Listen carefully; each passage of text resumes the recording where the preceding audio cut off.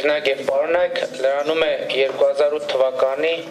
Մարտի 1-2-ի իրադարձությունների 10 տարին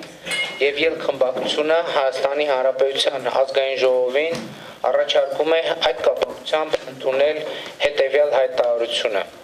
Հայաստանի Հանրապետության ազգային ժողովի հայտարարությունը 2008 թվականի Մարտի 1-2-ի իրադարձությունների վերաբերյալ։ Հայաստանի Հանրապետության ազգային ժողովը մտահոգված լինելով, որ Հայաստանի Հանրապետությունում ընտրությունների արդյունքները կեղծելու, ընտրողների ազատ կամ արտահայտման իրավունքի ոտնահարումների մասին ահազանգերը պատշաճ քննության չեն արժանանում, կարևորելով Հայաստանի Հանրապետությունում խաղաղ, առանց զենքի հավաքների անցկացման իրավունքի արդյունավետ եւ անվտանգ իրացման հնարավորությունը եւ հանրային համերաշխության վերականգնումը, վրդովված լինելով, որ մինչև օրս 2008 թվականին Մարտի 1-2-ին Երևան քաղաքի կենտրոնում Հայաստանի Հանրապետության առնվազն 10 քաղաքացիների սպանությունների մեղավորները հայտնաբերված չեն եւ զոհերի հարազատներին չի վճարվել արդարացի փոխհատուցում, անընդունելի համարելով քաղաքական գործունեության համար ընդդիմադիր քաղաքական գործիչների, ակտիվիստների դեմ քրեական հետապնդում իրականացնելու պրակտիկան, որ մինչև օրս կիրառվում է Հայաստանի Հանրապետությունում, հայտարարում է. Առաջին, խստորեն դատապարտում է 2008 թվականի նախագահական ընտրությունների արդյունքների կեղծման դեմ բողոքող խաղաղ ցույցեր իրականացնող Հայաստանի Հանրապետության քաղաքացիների նկատմամբ 2008 թվականի մարտի 1-ին եւ լույս 2-ի գիշերը Հայաստանի Հանրապետության ոստիկանության կողմից բիղձ եւ ապօրինի ուժի գործադրումը, ինչպես նաեւ այդ դեպքերից հետո ընդդիմադիր քաղաքական գործիչների, ակտիվիստների նկատմամբ շինծ ու քրեական գործերի հարուցումն մեղադրական դատավճիռների կայացումը, երկրորդ, Հայաստանի Հանրապետության իրավապահ մարմիններից պահանջում է սեղմ ժամկետներում Հայաստանի Հանրապետության օրենսդրությամբ սահմանված կարգով բացահայտել եւ խստագույն պատասխանատվության կանչել մարտի 1-2-ին տեղի ունեցած սպանությունների կազմակերպիչներին եւ անմիջական կատարողներին, ինչպես նաեւ խաղաղ ցուցարարների դեմ ապօրինի ուժ կիրառելու մեղավորներին, երրորդ, անընդունելի է համարում 2008 թվականի մարտի 1-2-ի իրադարձություններն ուսումնասիրող փորձագետների փաստահավաք խմբի լուծարումը, քանի որ խմբի հետագա գործունեությունը կարող է լրջագույն բացահայտումներ անել քաղաքական գործընթացում բանակի մասնակցության, ինչպես նաև ընտրությունների արդյունքները վերահսկելու եւ կեղծելու համակարգված մեխանիզմների գոյության մասին, չորրորդ, Հայաստանի Հանրապետության գլխավոր դատախազությանը կոչ է անում մարտի 1-2-ի գործով դատապարտված ընդդիմադիր քաղաքական գործիչների, ակտիվիստների մեղադրական դատավճիռները վերանայելու գործընթաց սկսել եւ 5-րդ պարտավորվում է առաջիկայում մշակել օրենսդրական փաթեթ, որով արժանապատիվ փոխհատուցում կտրվի մարտի 1-2-ի իրադարձությունների զոհերի հարազատներին, հանիրավի դատապարտվածներին, ինչպես նաեւ ոստիկանության կողմից ապօրինի ուժի կիրառման արդյունքում վնասված ստացած քաղաքացիներին։ Սա բուն հայտարարության նախագիծն է, ձեր թույլտվությամբ ես 1-2 մեկնաբանություններ կանեմ հայտարարության նախագծի վերաբերյալ։ 2008 թվականի մարտի 1-ի լույս 2-ի գիշերը զոհվել են Հայաստանի Հանրապետության քաղաքացիներ Գոր Քլոյանը, Տիգրան Խաչատրյանը, Դավիթ Պետրոսյանը, Սամվել Հարությունյանը, Գրիգոր Գևորգյանը,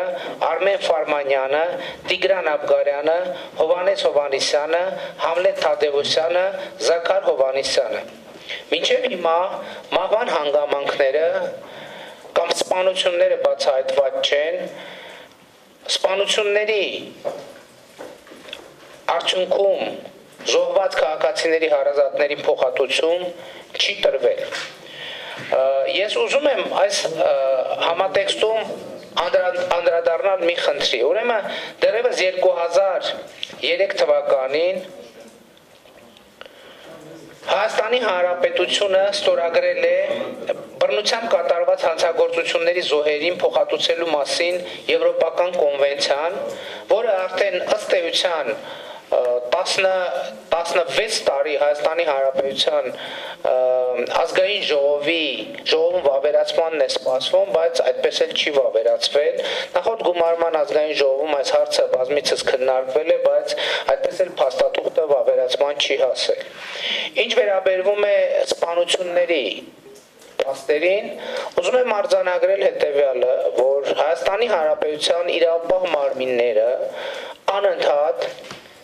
հուսումներ են տալիս, որ ահա միջոցներ կձեռնարկվեն եւ առաջիկայում մենք կունենանք արդյունքներ, սակայն այդ արդյունքները սպանությունների բացահայտման առումով այդպես էլ մենք չենք տեսնում, նիստին ներկա է ազգային ժողովի падգամավոր լինելու բերումով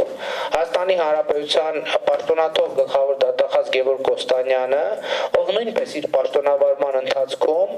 նմանատիպ հայտարարություններ արել է թե ազգային ժողովի ամբիոնից եւ թե ընդհանրապես եւ խոստանալով միջոցներ ձեռնարկել սպանությունները բացահայտելու համար իհարկե միակ պաշտոնյան չէ Հայաստանի Հանրապետության, որ նման խոստում է տվել, բայց այդ խոստումները մինչև օրս ի կատար ածված չեն։ Հաջորդ խնդիրը ես ուզում եմ արձանագրել հետևյալը, որ Երրորդ Հանրապետության պատմության ողջ ընթացքում Հայաստանի Հանրապետությունում եղել են քաղբանտարկյալներ եւ Հայաստանի Հանրապետությունում այսօր էլ կան քաղբանտարկյալներ։ Եվ 2008 թվականը այս առումով կարծում եմ առանձնանում է նրանով, որ քաղբանտարկյալների թիվը եւ ծավալը աննախադեպ մեծ էին, չնայած 2003 թվականի նախագահական ընտրությունների շրջանում նույնպես մեծ ծավալի հետապնդումների ենք հանդիպել։ Եվ քանի որ 2008 թվականի քաղբանտարկյալների ցանկը բազմիցս հրապարակված եւ քննարկված է, եւ ըստ էության այդ փաստը եթե ոչ ուղղակիորեն, անուղղակիորեն ճանաչված է միջազգային կազմակերպությունների կողմից եւ իմիջայլոց այդ միջազգային կազմակերպությունների նաեւ ճնշումների արդյունքում էր, որ 2008 թվականի քաղբանտարկյալները երկու համաներումների արդյունքում ազատ արձակվեցին, ես ուզում եմ արձանագրել, որ այսօր էլ Հայաստանի Հանրապետությունում կան քաղբանտարկյալներ եւ այսօր այս պահին պատեհ եմ համարում շեշտել հատկապես երկու անուն Անդրեաս Ղուկասյան, Կարո Եղնոկյան, այս ցանկը դեռ երկար կարելի է շարունակել եւ սա ինչպես եղել, այնպես էլ շարունակում է մնալ խայտառակություն Հայաստանի Հանրապետության համար եւ ցույց է տալիս, որ այսպես ասած իրավական եւ ժողովրդավարական շապիկի տակ թաքնված է իրականում ընդդիմադիրներին հետապնդող եւ անընդհատ եւ անդադ քաղբանտարկյալներ ունեցող մի համակարգ, որը ըստ էության այս սովորույթը չի դադարեցնել եւ քանի դեռ հանրությունը նրան չի ստիպել դա անել, նա դա չի անելու։ Հաջորդ խնդիրը, որ մենք արծարծում ենք այս հայտարարության նախագծում, ընտրությունների արդյունքների սիստեմատիկ կեղծման մասին ահազանգերն են եւ այդ ահազանգերի քննության որակը։ Ես իհարկե ելի եմ ասում, նախկին ընտրությունների հետ կապված քաղաքական գնահատականները տրվել են եւ ինձ համար միանշանակ է, որ եւ 2008 թվականի, եւ 2012 թվականի, եւ 2003 թվականի, եւ 98 թվականի, եւ 96 թվականի նախագահական ընտրությունների արդյունքները կեղծված են եղել եւ գործող իշխանությունը Սերժ Սարգսյանի գլխավորությամբ այդ իշխանությանը եկել է կեղծված եւ արյունով հաստատված նախագահական ընտրությունների արդյունքում, բայց ես ուզում եմ այս կոնտեքստում մի ուրիշ խնդրի վրա հրավիրել բոլորիս ուշադրությունը։ Ընդհանրապես Հայաստանի Հանրապետությունում ինչ որակով է իրականացվում ընտրությունների արդյունքների կեղծելու մասին ահազանգերի քննությունը։ Հենց հիմա մենք դատական գործընթացի մեջ ենք, կապված ձեզ հայտնի Զիբիլիքսի գործով եւ այսօր կարող ենք նայել, թե հատուկ քննչական ծառայությունը եւ գլխավոր դատախազությունը ինչ որակով են մեկը իրականացրել, մյուսը վերահսկել նախաքննության ընթացքի վերաբերյալ, ու դա կատարյալ խայտառակություն է, բայց ես ոչ թե իրավական խնդրին եմ ուզում անդրադառնալ, այլ ուզում եմ անդրադառնալ սրա քաղաքական եւ հանրային հետևանքներին։ Լավ, ի վերջո կեղծել ընտրությունների արդյունքները, նենգափոխել կամ ապօրինի գործառույթների արդյունքում ստանալ ընտրությունների արդյունքներ, այդ նշանակում է որոշակի կամք հարկադրել, որոշակի իրավիճակ հարկադրել մարդկանց հանրությանը։ Եվ 1, 2, 3, 4, 5 այդ հանրությունը մարդիկ, քաղաքացիները, իրենք բնականաբար պետք է պաշտպանվելու փորձ անեն։ Երբ որ դատական համակարգով չեն կարողանում պաշտպանվել, երբ որ այսպես ասած իրավական ընթացակարգերով չեն կարողանում պաշտպանվել, նրանք արդեն պետք է գտնեն այլընտրանքային միջոցներ։ Եվ ես ուզում եմ բոլորիդ ուշադրությունը հրավիրել այն հանգամանքի վրա, որ Երրորդ Հանրապետության պատմության մեջ տեղի ունեցած բոլոր քաղաքական բռնությունները հետաքննությունները կապված են հենց այս փաստի հետ, որովհետև ի վերջո Հայաստանի Հանրապետության քաղաքացին որպես ինստիտուտ, որպես սուբյեկտ չի կարող երկար հանդուրժել եւ ընդհանրապես հանդուրժել, որ իրենք անդադ խափում են, որ իրեն անդադ գցում են, որ իրան անդադ պարտադրում են ինչ որ նեղ խմբի կամ ինչ որ նեղ քաղաքական թիմի կամքը։ Եվ այս առումով ես ուզում եմ մի այսպիսի շեշտադրում անել։ Շատ կարևոր է, մենք անդադ Երրորդ հանրապետության պատմության մեջ անդադ խոսում ենք խաղաղ ցույցերի իրավունքի մասին։ Բայց ես ուզում եմ այսպիսի մի շեշտադրում անեմ։ Ինչ է նշանակում խաղաղ ցույցերի իրավունքը։ Բացի այն, որ մարդը օրինակ կարող է հանրահավաք անել ինչ որ մի կետում։ Լավ, ասենք մարդը այս ամեն ինչի արդյունքում հանրահավաք արեց գնաց տուն, հանրահավաք արեց գնաց տուն, հանրահավաք արեց գնաց տուն, հանրահավաք արեց էլի գնաց տուն։ Բայց այս ամեն ինչի արդյունքում ստացվում է, որ ինքը խաղաղ ցույցերի իրավունք ունի, այդ ցույցը ինչի համար է անում, ինքը ցույց անում է խնդիր լուծելու համար։ Եվ եթե այս տևական խնդիրները չեն լուծվում, Հայաստանի Հանրապետության քաղաքացու եզրակացությունը կարող է լինել այն, այդ ցույցի եզրակացությունը կարող է լինել այն, որ ենթադրենք 10 տարի, 15 տարի, 20 տարի խնդիրները չեն լուծվում ու չեն լուծվելու, ինքը ուղղակի այդ խաղաղ ցույցը կարող է գնալ եւ ինքը այդ հարցը լուծել։ Եվ սա կարծում եմ մի հարց է, որ Հայաստանի Հանրապետության քաղաքական օրակարգում գոյություն ունի ոչ թե ինչ-որ մեկից կմահաճույքով, այլ դա գոյություն ունի օբյեկտիվ իրականության բերումով, ինչի մասին ես նշեցի։ Եվս կարճ երկու շեշտադրում անեմ, ոստիկանության կողմից ուժի ապօրինի գործադրումը 2008 թվականի մարտի 1-ին։ Ես ուզում եմ ասել, որ ըստ էության Հայաստանի Հանրապետության իշխանությունը նույնպես այս փաստը ընդունել է, թեկուզ են հանգամանքի բերումով, որ այսօրվա դրությամբ 2008 թվականի մարտի 1-ին ոստիկանության ողջ ղեկավար կազմը դրանից հետո շատ արագ փոխվել է, շատ արագ։ Բայց ես ուզում եմ մենք ճիշտ հասկանանք, սա ոչ թե գործող իշխանության բարի կամքի արդյունքն էր, դա առաջին հերթին Հայաստանի ուղղակի կար խնդիր է իրավիճակը ճգնաժամային հաղթահարելու եւ պետք է զոհեր մատուցել եւ մյուս կողմից միջազգային հանրության կողմից գոյություն ուներ հսկայական ճնշում։ Եվ այն փաստը, որ այդ ժամանակ ոստիկանության վերնախավը ոչ միայն այսօր ոստիկանության վերնախավի կարգավիճակում չի, այլև ինչքան ես գիտեմ, գուցե 1-2 դեպքում սխալվում ընդհանրապես այդ համակարգում որևէ կերպ ներգրավված չի, սրա անուղղակի վկայությունն է։ Հաջորդ խնդրը, որ մենք հայտարարության մեջ ընդգծել ենք, դա փաստահավաք խմբի մեր կարծիքով ապօրինի լուծարման գործողություններ, որովհետև այդ փաստահավաք խումբը քանի որ ոչ նախաքննության իմիջայլոց, երբ որ Սերժ Սարգսյանը 2008 թվականի հոկտեմբերի 23-ին ստեղծեց փաստահավաք խումբը, նաև միջազգային հանրության ճնշման ներքո, այդ փաստահավաք խմբի ստեղծումը ըստ էության լեգիտիմ, ասենք օրինական ճանաչումներ են բանի, որ Հայաստանի Հանրապետությունում ոչ իրավապահ մարմինները, ոչ խորհրդարանական հանձնաժողով, ոչ էլ եղած էլ ֆորմալ մարմինները ի վիճակի չեն պարզել ճշմարտությունը եւ հանրությանը ներկայացնել 2008 թվականի մարտի 1-ի մասին։ Ստեղծվեց փորձագետների փաստահավաք խումբ 2008 թվականի հոկտեմբերի 23-ին եւ ինքը աշխատանքի արդյունքում մի քանի ամսվա ընթացքում մի տարի, մոտավորապես մի տարի հետո հրապարակեց առաջին պաշտոնական զեկույցը փաստահավաք խումբը, եւ որը ակնհայտորեն ունեցավ պայթած ռումբի էֆեկտ։ Եվ հասկանալի է, որ փաստահավաք խմբի տրամադրության տակ կան այլևս այնպիսի տեղեկություններ, որոնք շղթայաբար բացահայտելու են ամբողջ շղթան, ոչ միայն մարտի 1-ին տեղի ունեցած է, այլև ընտրությունների կեղծման համակարգի, բանակի ներգրավման եւ այլն մասին։ Եվ ահա այս ամենի արդյունքում է, որ 2009 թվականի հունիսի 6-ին Սերժ Սարգսյանը կարգադրությամբ լուծարեց փաստահավաք խումբը, որից հետո արդեն փաստահավաք խմբի անդամներ Անդրանիկ Քոչարյանը եւ Սեդա Սաֆարյանը հրապարակեցին եւս 4 զեկույց, որը ելի եկավ ապացուցելու նախորդ պնդումը եւ ուզում եմ ձեր ուշադրությունը հրավիրել եմ փաստի վրա, որ 2013 թվականին, երբ ես հանդես եմ եկել Սերժ Սարգսյանին պաշտոնանկ անելու իմպիչմենտի նախագծով, այդ նախագծի մեջ փաստահավաք խմբի լուծարումը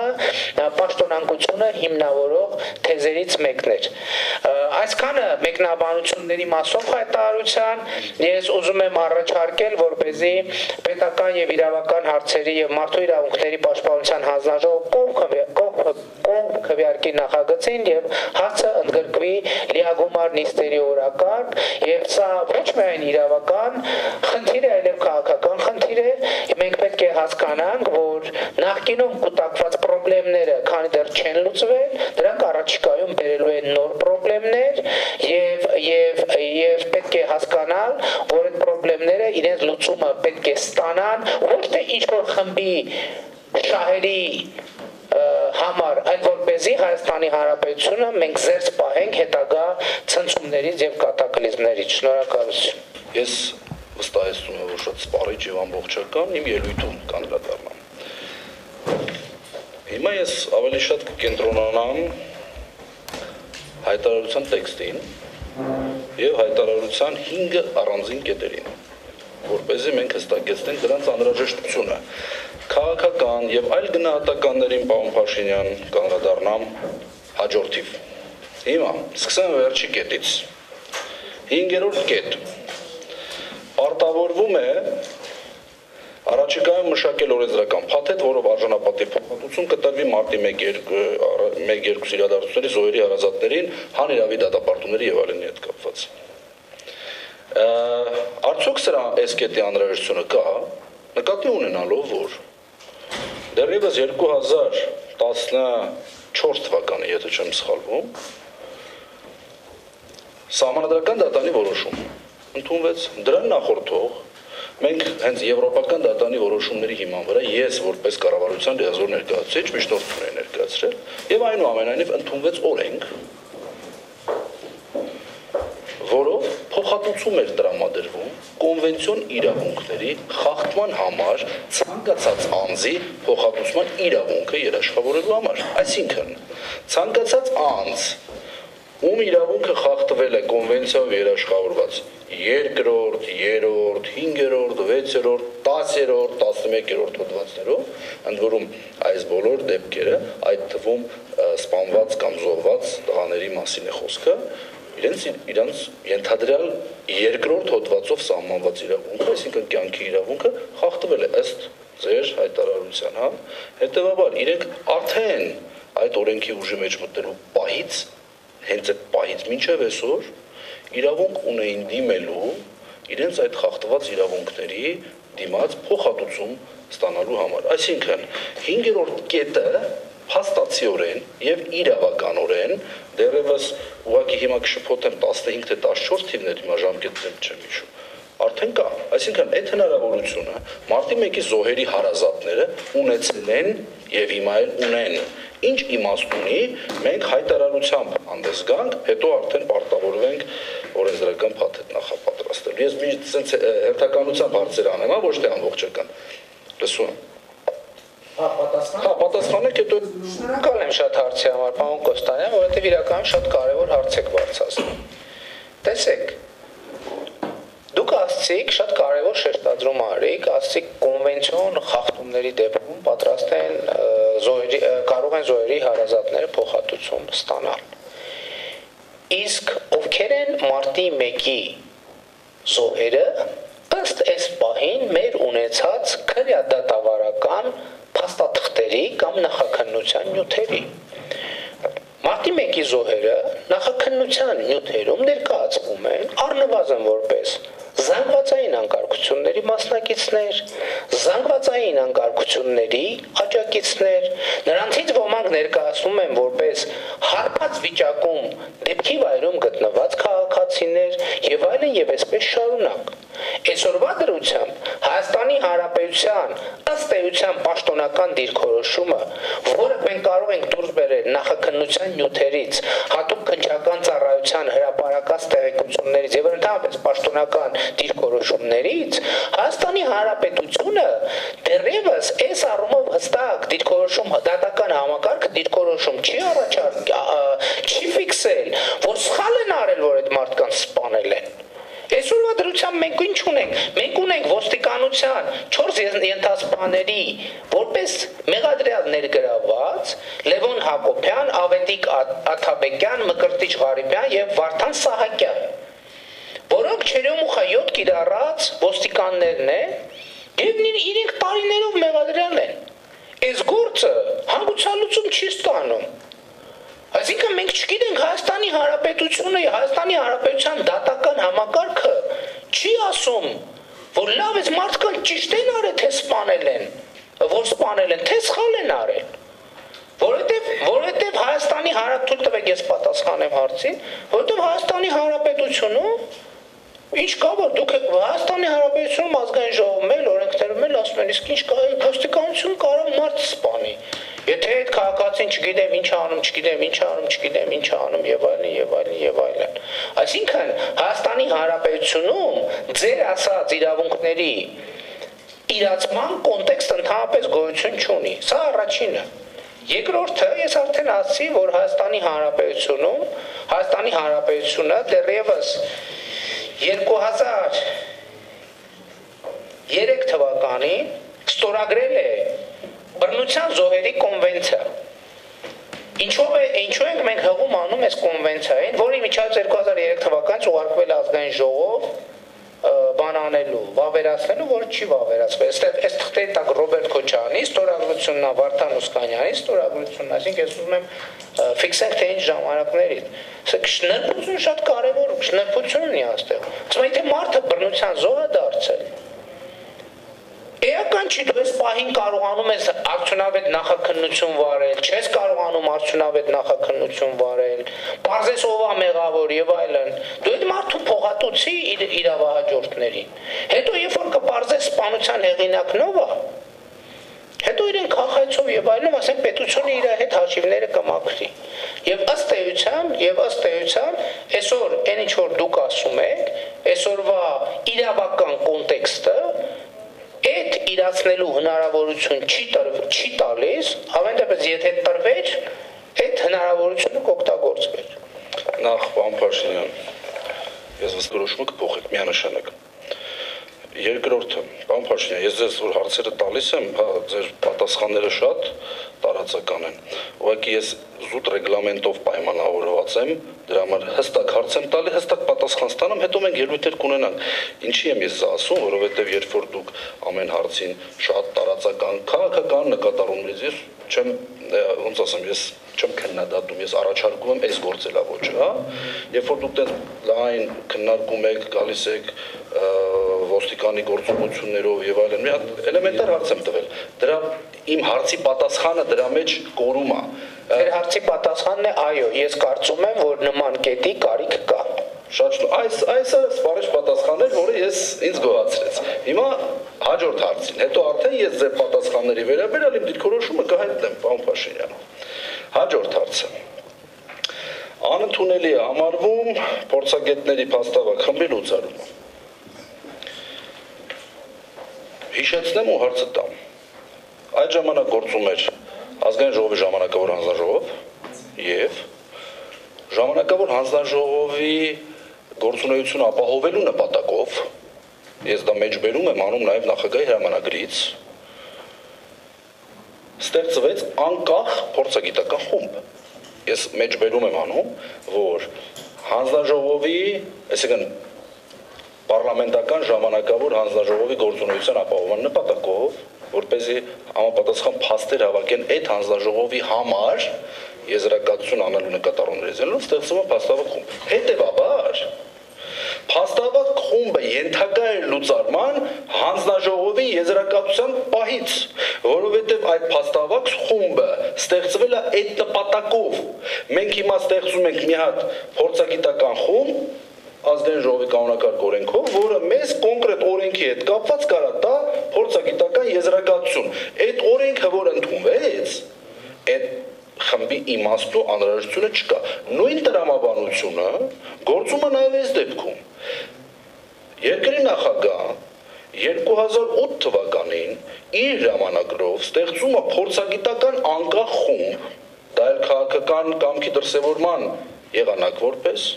որպեսզի պարլամենտի համար, պարլամենտական ժամանակավոր հանձնաժողովի համար հավաքի անհրաժեշտ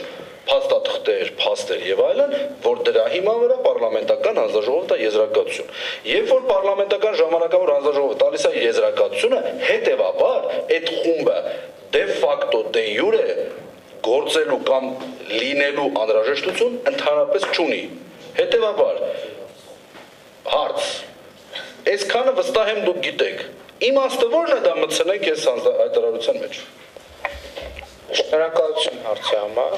Նախ ես ուզում եմ ասել հետևյալը, որ եթե մենք կարդանք Սերժ Սարգսյանի հրամանագիրը, կարգադրությունը փաստահավաք խումբը լուծարելու համար, կտեսնենք երկու տող։ Այս ինչ կարգադրությունը ուժը կորցրած ճանաչել։ Եթե այդտեղ կար հիմնավորում, այդ հիմնավորումը այդտեղ կգտներ հաշվի առնելով, որ այս կարգադրությունը ստորագրենք։ Երկրորդը, իսկ ազգային ժողովի ժամանակավոր հանձնաժողովը եւ ընդհանրապես փաստահավաք խումբը ստեղծվել են մարտի 1-ի իրադարձությունների վերաբերյալ ճշմարտությունը բարձելու համար եւ փաստեր հավաքելու համար։ Իսկ ձեր հիշատակած ազգային ժողովի ժամանակավոր հանձնաժողովը մարտի 1-ի հետ կապված փաստահավաք խմբի առաջին զեկույցը զետեղել է արդյոք իր փաստաթղթում։ Իհարկե չի զետեղել։ Եվ երկրորդը, իսկ ո՞նց է որոշվել, որ այդ ազգային ժողովի ժամանակավոր հանձնաժողովը պետք է լուծարվի։ Շատ պարզ ձևով է որոշվել է, որ բանը բանից անցնում է, ստեղ արդեն բաներ են բացվում, որ պետքա չբացվի, եւ հետաբար ազգային ժողովի ժամանակավոր հանձնաժողովի լուծարումը եղել է քաղաքական որոշում, եւ ընդհանրապես այդ ազգային ժողովի ժամանակավոր հանձնաժողովը ընդհանրապես լեգիտիմություն չի ունեցել, ընդհանրապես վստահություն չի վայելել, եւ փաստահավաք խումբը ստեղծվել է նաեւ այդ պատճառով, որովհետեւ այդ ազգային ժողովի ժամանակավոր հանձնաժողովը եղել է քաղաքականացված Եվ ըստ էության, այո, փաստահավաք խումբը լուծարվել է, փաստահավաք խմբի լուծարումը տեղի է ունեցել քաղաքական որոշմամբ մի շատ բաց պատճառով, որովհետև պարզվել է, որ փաստահավաք խումբը իր հեճուկը սպասումների աշխատում է եւ իրոք արվել են լրջագույն բացահայտումներ, այդ թվում պաշտպանության նախարարության, նույնիսկ պաշտպանության նախարարության ներգրավվածության հետ կապված, բանակի ներգրավվածության հետ կապված օլիգարխների դուք ունենաք նաև ավարտական ելույթի իրավունք։ Ես խնդրում եմ պահպանենք հետևյալը, հարց, պատասխան, եթե մնացածը մեկը հնարավորություն տրվելու է։ Պատասխանը հետևյալն է, այո, ես կարծում եմ այս կետը նույնպես անհրաժեշտ է ներառել այդ շնորհակալություն, հաջորդ հարց։ Ես ուղղակի խնդրում եմ ձեր պատասխանի այս երկրորդ հատվածը միշտ կիրառեք, այս առնեին։ Ես էլ ձեզ խնդրում եմ, դուք էլ ձեր հարցի վերջին հատվածը կիրառեք, դուք էլ ասեք, ինչ եք կարծում, 4-րդ կետը պետք է թե պետք չի, ես էլ կասեմ, ես կարծում եմ, այո, 4-րդ կետը պետք է թե պետք չի։ Դուք հարցը ձևակերպելիս ասում եք, քանի որ այսինչ փաստաթղթում, այսինչ բանը սենց է, սա կապված էր նրա հետ, նա կապված էր նրա հետ, արդյոք պետք է, ես էլ ասում եմ, քանի որ այս սրա հետ էր կապված են նրա հետ, ասում եմ, այո, պետք է։ Պարոն Փաշինյան, շնորհակալ եմ, կներեք, բայց ձեր այս համադրությունը անգամ տեղին չէր, ասեմ ինչու։ Որտեւ այս նախագծի հեղինակը դուք եք եւ դուք գրել եք այն ինչ որ պետք է։ Դուք գտնում եք, որ պետք է լինի։ Ես, որպեսզի հիմնավորեմ, որպեսզի հասկանամ, դուք այս ամեն ինչը իմանալով եք այս կետը գրել, դրա համար եմ այդ պարզաբանումը տալի, թե չէ։ Ես որ ասեմ, ինչ է կարծում պետք է, դա մի քիչ շատ եւ բացարձակ անդրամաբանական հարց կլինի իմ կողմից, որտեւ եթե ներառել եք, ուրեմն դուք գտնում եք պետք է։ Իմ այս նախորդող պարզաբանման նպատակը այն է, որ ես հասկանամ, այսքանը իմանալով դուք էլի գտնում եք պետք է։ Իմ պարզաբանման նպատակն էլ այն է, այո, որպեսզի ես ներկայացնեմ, որ շատ ավելին իմանալով ենք մենք գտնում, որ դա պետք է։ Երկուսան չվերացեք պարոն հարցերը խնդրում եմ տվեք։ Շնորհակալություն։ Ասեմ ինչի մասն է խոսքը։ Նախ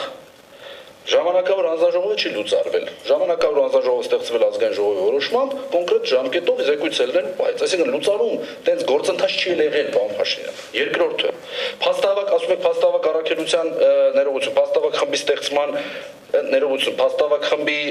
գործունեության դադարման որոշման մեջ ինչի նախագահի կարգադրության մեջ հիմնավորումներ նշված չեն, այն ինչ որ ես ասեցի, մի բաց պատճառով, որովհետև այդ փաստավակ խմբի ստեղծման որոշման մեջ է գրված այդ խմբի նպատակը, խմբի ստեղծման նպատակը, հետևաբար հանձնաժողովի կողմից արդեն ժամանակավոր զեկույցները հրապարակելու բայց արդեն վերանում էր, իսկ իմաստ չունի այդ նպատակը, որը ստեղծման կարգադրության մեջ կա, մի հատ էլ մեր լուծարման կարգադրության մեջ։ Երկրորդը, որը ամենակարևորն է, ես ասեմ, ձեր ասած, որ ասում եք զեկույցները փաստավակ խմբի առաջի զեկույցը ներառվել է արդյոք ժամանակավորի մեջ, վստահ եմ ներառվել է, չի ներառվել, ասեմ ինչը, ոչ թե փաստավակ խմբի, պարոն Փաշինյան, այլ փաստավակ խմբի երկու անդամների զեկույցը, որոնք իրենք անունը դրել էին զեկույց, թեև նման իրավասություն չունեին։ Այդ չի ներառվել, ճիշտ եք ասում, բայց դա չի նշանակում այդտեղ բարձրացված հարցերին պատասխան չի տրվել։ Ինչևէ, հարցադրումը երրորդ, պարոն Փաշինյան։ Որ երբ որ փաստավակ խումբի պիտի լուծարեին, ասում էր, որ դա պետք է փաստավակ խումբը, որը պետք է զբաղվի փաստերի հավաքագրմամբ, բայց դա քաղաքականացվել է եւ քաղաքականապես քաղաքական գործունեությամբ զբաղված։ Ինչ վերաբերվում է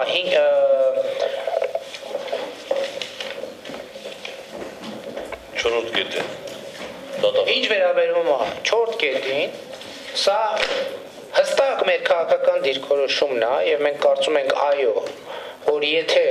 համապատասխան քաղաքական կամքի եւ ընդհանրապես կամքի, նույնիսկ իրավական կամքի առկայության դեպքում սա կարելի է անել եւ ավելին ասեմ, սա այսպես ասած այս առաջարկը ժեստ է Հայաստանի Հանրապետությանը եւ ինչա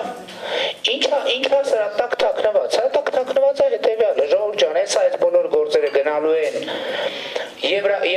Մարտի իրավունքների եվրոպական դատարան եւ ամբողջ Հայաստանի Հանրապետությունով գոռալու ենք վայ նանի ջան, էս ինչ եղավ, բա հիմա այդ փողերը ով է տալու, խի է տալու, բա որ դատավորին բռնենք, պատժենք, ում խարակիրի անենք, ում անարգանքի սյունին գամենք։ Ասում ենք մի րոպե, ասում ենք այն բանի Հայաստանի Հանրապետությունը թող այն սոխի անեկդոտի հերոսի նման չպահի իրան։ Այդ անեկդոտը հույս ունեմ չգիտեք այդ անեկդոտը, լավ, ես հիմա անեկդոտը պատմեմ, որպեսզի կոնտեքստը բարձր լինի։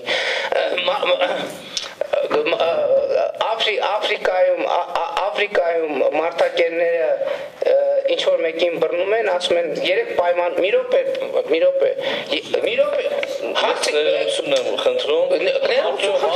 անեկդոտի չէ, ես հիմա չէ, մի րոպե ես հարցին հիմնական զեկուցում պատասխանեք ձեր ելույթի թողեք ես հարցը տվեմ արդեն ես պատասխանեմ հակառակ դեպքում չէ մի րոպե ժամանակ չունեք գնացեք ձեր գործերին դուք ձեր եզրափակիչ մի րոպե ժողովուրդ ջան, մի րոպե եթե ձեր բաժնվածի վերնագիրը հեքիաթ չի, դա չի նշանակում, որ դա բովանդակությամբ հեքիաթ չի։ Հիմա մենք դրան կպատմենք համարժեք բան։ Ասում են այդ ում որ բռնել են, ասում են կարճ ասած 3 տարբերակ կա։ Կամ հիմա ամբողջ այս խմբով ֆիզիկական ներգործության են քեզ ենթարկում, ամենքս երկու հատ չափալախում են կամ մի մեշոք սոխ ես ուտում կամ $1000 պետք է տաս։ Սա մտածում ասում ալա ֆիզիկական ներգործություն արեք։ Կեսից հասկանում որ չի դիմանում, ասում լավ մի րոպե սոխը բերեք, ես սոխը կուտեմ։ Այս սոխի վրայից մի 4 հատ ուտում է, 5 հատ, 10 հատ, տենումա չի կարող, այդ ամբողջ պարկը հնարավոր չի ուտել, վերջում արմա լավ, այս $1000 վերցրեք, ես գնացի։ Հիմա Հայաստանի Հանրապետության մենք կոչ ենք անում, որ ինքը իրան այս վիճակում չտնի, ինքը ասի այո, ես քաղբանտարկյալներ եմ ունեցել, մարդկանց հանիրավի դատապարտել եմ, ես ինքս կանեմ, պետք չի ինձ հարկադրանքի ենթարկել։ Եվ դա կլինի որ Հայաստանի Հանրապետությունը իրոք հասկանում է ինչ է կատարվում, Հայաստանի Հանրապետության կառավարությունը եւ կատարվածի կոնտեքստը հասկանում է։ Շնորհակալ եմ։ Ըստ էության, պարոն Կոստանյանի հարցադրմանը ըստ էության, այո, ես շատ անհրաժեշտ եմ համարում այս կետը։ Պարոն Փաշինյան, հարցադրումը, եթե պարոն Կոստանյանը սա կմիանամ, ես հետեւյալն էր, արդյոք զոհերի իրավահաջորդները կամ հարազատները դատախազությամբ նախատեսված դատավճիռները վերանայելու գործընթացին, ինչու իրենք այդ իրավական ճանապարհով իրենց իրավունքները չեն իրացրել եւ այս հարցը տեղափոխվել է այս գործընթացը։ Հարցը այդպես է։ Այո, տեսեք, ստեղ մի հատ նրբություն կա։ Ախր Հայաստանի Հանրապետությունում, երբ որ մենք հարց ենք քննարկում, պետք է իրողություններից ելնենք, չէ՞։ Մարդուն ցանկացած սա վերաբերում է եւ մարտի 1-ի գործին, եւ մնացած դեպքերի մեծամասնությանը։ Մարդու հետ պրոբլեմա տեղի ունեցել։ Մարդուն սպանել են, օրինակ, չի բացահայտվել գործը։ Մարդիկ գնում են օրինակ Հայաստանում դեպքեր կա, որ ցույց են անում նույնիսկ կառավարության առաջ, ինչ ենք մենք ասում։ Ասում ենք դե ժողովուրդ ջան, չեմ բացահայտել, բայց իրավական գործընթաց կա, ճիշտ է։ Վերադասության կարգով բողոքարկեք դատախազին։ Ասում են շատ լավ, վերադասության կարգով բողոքարկում ենք դատախազին։ Դատախազը նայում է, ասում է դե ճիշտ է, նախաքննությունը ճիշտ է վարվել։ Ասում են շատ լավ, էլի ցույց մի արեք, դատարան կա, չէ, գնացեք դատարան դիմեք։ Գնում են դատարան դիմեն, դատարան չակուչ խփում, ասում են ճիշտ են արել։ Ասում են լավ, դատարանը հո առաջինացանով չպրծակ ժողովուրդ ջան, գնացեք վերաքննիչ դատարան դիմեք, իրավական ընթացակարգ կա, չէ։ Գնում է վերաքննիչները չակուչ խփում, ասում ճիշտ արել։ Ասում են, բայց չէ որ մեր երկրում կա վճռապեք դատարան, ցույց մի արեք, մի բողոքեք, մի քաղաքականացրեք, գնացեք վճռապեք դատարան, բայց համադրությունում համար է գրած։ Շատ լավ, գնում է սա վճռապեք դատարանը չակուչ խփում է, այդ մարդը էլի գալիս է ցույց անի, ասում է կաներս բան չենք կարողանենք, արդեն վճռապեք դատարանը որոշել է։ Այս ինչ եմ, դուք իմ զեկույցը ուշադիր չլսեցիք։ Ես հետ եմ ասում, մարդը գնում է իրավական ընթացակարգով, գնում է քննիչի մոտ, գնում է դատախազի մոտ, գնում է ազգային ժողով, ամենտեղ գնում է եւ մեր երկրում այդ մեխանիզմները արդյունավետ չեն գործում։ Հետո որպես հետևանք, մարդկանց մի խումբը ասում է, եկեք ավտոմատը վերցնենք, գնանք կոտորենք, մյուս խումբը ասում է, եկեք գնանք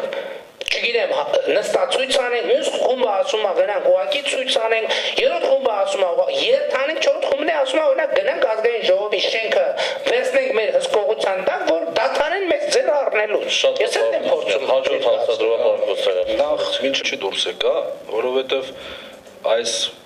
լրջագույն հարցը, որ մենք քննարկում ենք, իսկ մարտի 1-ի հարցը դա լրջագույն հարց է մեր երկրի պատմության ընթացքում։ Եվ ամոթալի էջերից մեկն է, այսպես ասեմ, որ ամոթը բոլորիս։ Եվ այս հարցի քննարկումը զուգորդենք անեկդոտ պատմելով ինձ համար անկեղծ ասած, պարոն Փաշինյան, մի քիչ անընդունել։ Էլ չեմ խոսում զուտ մասնագիտական տեսակետից, մենք լուրջ հարց ենք քննարկում, դուք անեկդոտներով եք համեմում, դրա համար անկեղծ ասած դուրս եկա, խնդրում եմ անարգանք դա չդիտարկել։ Հիմա հաջորդ հարցը։ Ձերս պատասխանից ես ուզում եմ ասեմ, որ մենք դուք արձանագրում եք կամ առաջարկում եք, որ իրավական process-երին չհետևենք։ Այսինքն դուք հիմա ասես նկարագրեցիք, որ սկզբից մինչև վերջ երբ որ գնում են, արդյունքի չեն հասնում, այդ նշանակում է իրավական process-երին չի կարելի հետևել։ Այդ դեպքում ինչ եք առաջարկում դուք։ Դուք հիմա սա այս նույն ձեր փաստերը, որ ցես նշել եք 5 կետերով, հա, էլի կենտրոնամ սրա վրա։ Այստեղ իրավական գործընթացներ սկսելու կոչերը։ Հիմա պարոն Փաշինյան, մի կողմից դուք այս հայտարարության մեջ առաջարկում եք 5 կետով գնալ իրավական գործընթացների, կոչ են անում գլխավոր դատախազին, կոչ են անում, չգիտեմ, մյուսին, կոչ են անում օրենք ընդունել, բան։ Մյուս կողմից էլ ասում եք, գիտեք ինչ կա, այս երկրում իրավական գործընթացները արդյունավետ չեն։ Քննիչին դիմում ես, ասում է գնա դատախազի մոտ, դատախազին դիմում ես, ասում է գնա, չգիտեմ ուր։ Ոնց հասկանանք։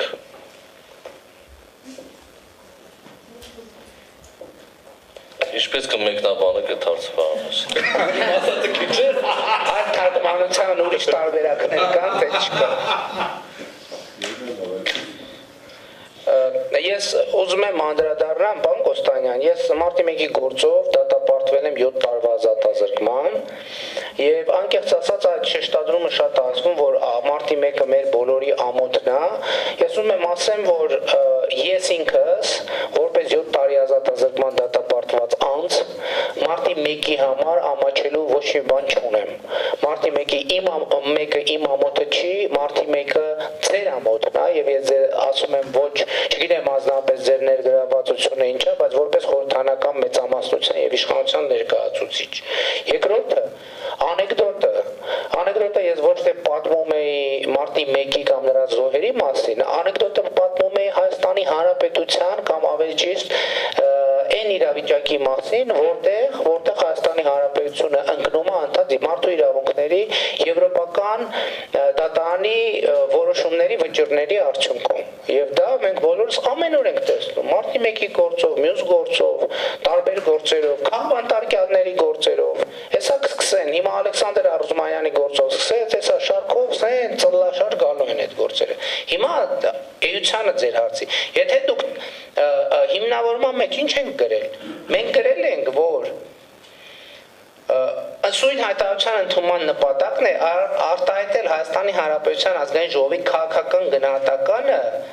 մարտի այս իրադարձությունների վերաբերյալ։ Հիմա օրինակ եթե պարզվի, որ Հայաստանի Հանրապետության ազգային ժողովը այդ քաղաքական կամքը ունի, ինքը արձանագրում է որպես օրենսդիր բարձրագույն մարմին, որպես քաղաքական մարմին, որ մենք այս խնդիրներն ունենք,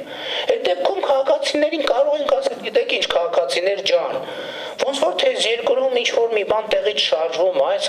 ազգային ժողովը կամք արտահայտել է իր քաղաքական, որովհետև ազգային ժողովի կանոնակարգի համաձայն հայտարարությունները ազգային ժողովի քաղաքական կամքն են արտահայտում։ Իսկ ազգային ժողովի եթե քաղաքական կամքը արտահայտվել է այս կոնտեքստում, նշանակում է, որ գուցե այս գնահատականները, եթե ազգային ժողովը ինքը ворթեգրում է, ազգային ժողովը դառնում է ձեր խոսափողը եւ ձեր պաշտպանը, ինչը իր գործունեության էության մեջ է։ Իսկ եթե շեշտադրումները չեն արվում եւ չեն բանարվում,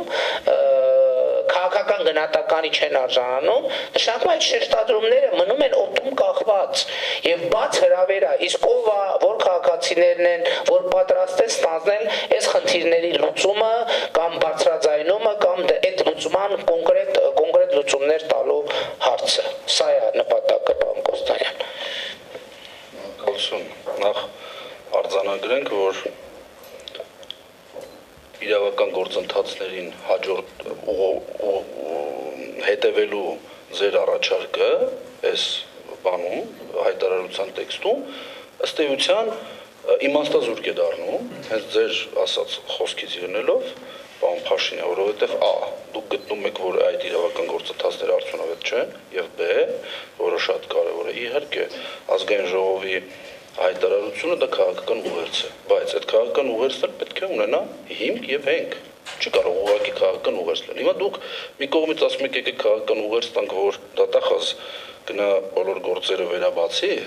բայց մյուս կողմից էլ ասում եք, բայց այնուամենայնիվ այդ ընդհանրակարգերը զրո արդյունք է ունենում։ 1. Երկրորդը, պարոն Փաշինյան։ Հիմա վերջի հարցը ստան, որտեղ ոնց որ պոլեմիկա է ստացվում։ Իսկ ինչ է կարծում, պարոն Փաշինյան, քաղաքական կամքը արտահայտելու համար ազգային ժողովի հնարավոր է ունենալ այլ տեքստ, այլ առաջարկներ։ Ինչու՞։ Որովհետև այնքան էլ դուք ասում եք ես ամաչելու բան չունեմ, իսկ դուք ունեք անձնավորված չէ զուտ քաղաքական նկատառումներից ելնելով, ես որ ասացի, որ սա ամենաամոթալի էջերից էր մեր երկրի պատմության մեջ, այս երրորդ հանրապետության, հա, միանշանակ ես տենց համարում եմ, որովհետև եթե մենք տեսնենք, ու դա էլ կարծում եմ անվիճելի է, որ այդ իրադարձությունները պատիվ չէր բերում, ես մահվան փաստի մասին չեմ խոսում, իրադարձությունները ինքնին պատիվ չէր բերում որևէ մեկից, պատիվ չէր բերում Հայաստանի Հանրապետության քաղաքացուն, անկախ իր քաղաքական կողմնորոշումից, անկախ դրանից իշխանությունն է, թե ընդդիմությունն է։ Սա ամոթալի էր այդ իրադարձությունները ինքնին բոլորիս, մեր երկրին, թե մեր երկրի միջազգային վարկանիշի տեսակետից, թե մեր ներքին քաղաքական տեսակետից, հետևաբար դրան չեմ էլ ուզում անդրադառնալ։ Հիմա քաղաքական կամքի տեսակետից է, պարոն Փաշինյան, բազմաթիվ գործողություններ արվել են ու ես շատ հետաքրքիր բան եմ ուզում առաջարկեմ ձեզ։ Եթե դուք ազգային ժողովի ժամանակավոր հանձնաժողովի եզրակացությունը Նիկոյան Սամվելի գլխավորությամբ, երբ որ դուք մանրամասն նայեք, ես կարծում եմ դուք նայել եք, հավատացած եմ, որ դուք նայել եք, վստահ եմ, այնտեղ դուք կտեսնեք այդ կետ մարտի 1-ի առաջացման, այսինքն այդ իրադրության, այդ իրադարձությունների զարգացման համար հիմք հանդիսացող բոլոր հանգամանքների վերաբերյալ սպառիչ թե վերլուծություն, թե քննադատություն եւ թե դրանց շտկմանն ուղղված միջոցառումների մի ամբողջ համալիր։ Առաջին, ես ուզում եմ հարցը տամ, արդյոք ըստ ձեզ, եթե դուք ծանոթ եք Նիկոյանի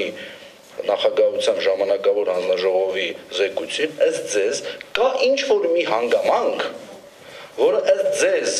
հիմք է եղել մարտի 1-ի իրադարձությունների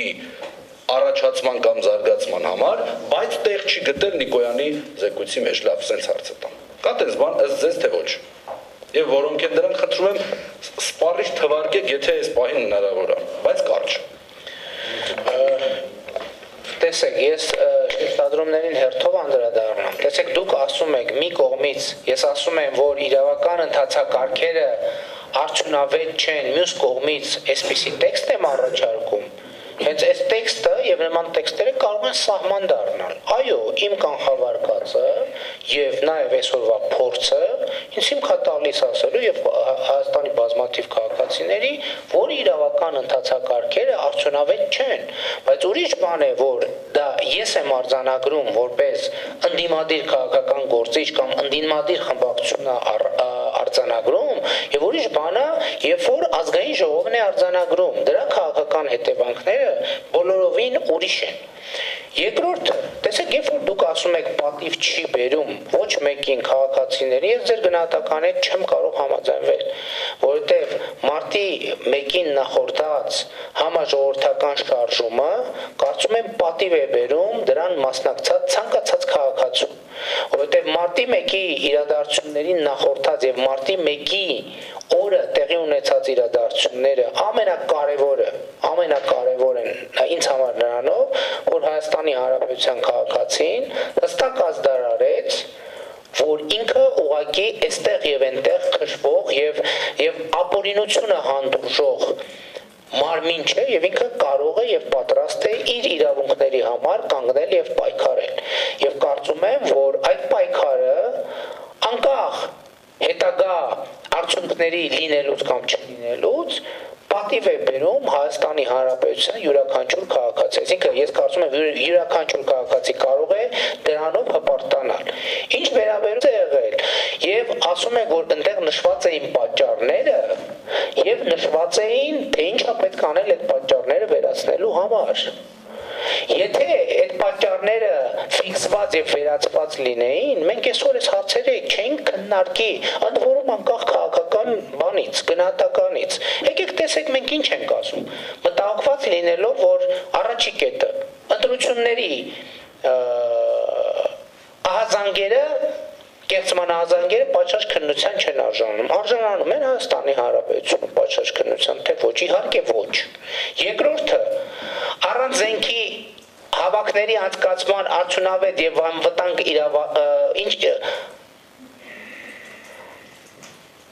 կարևորում ենք մենք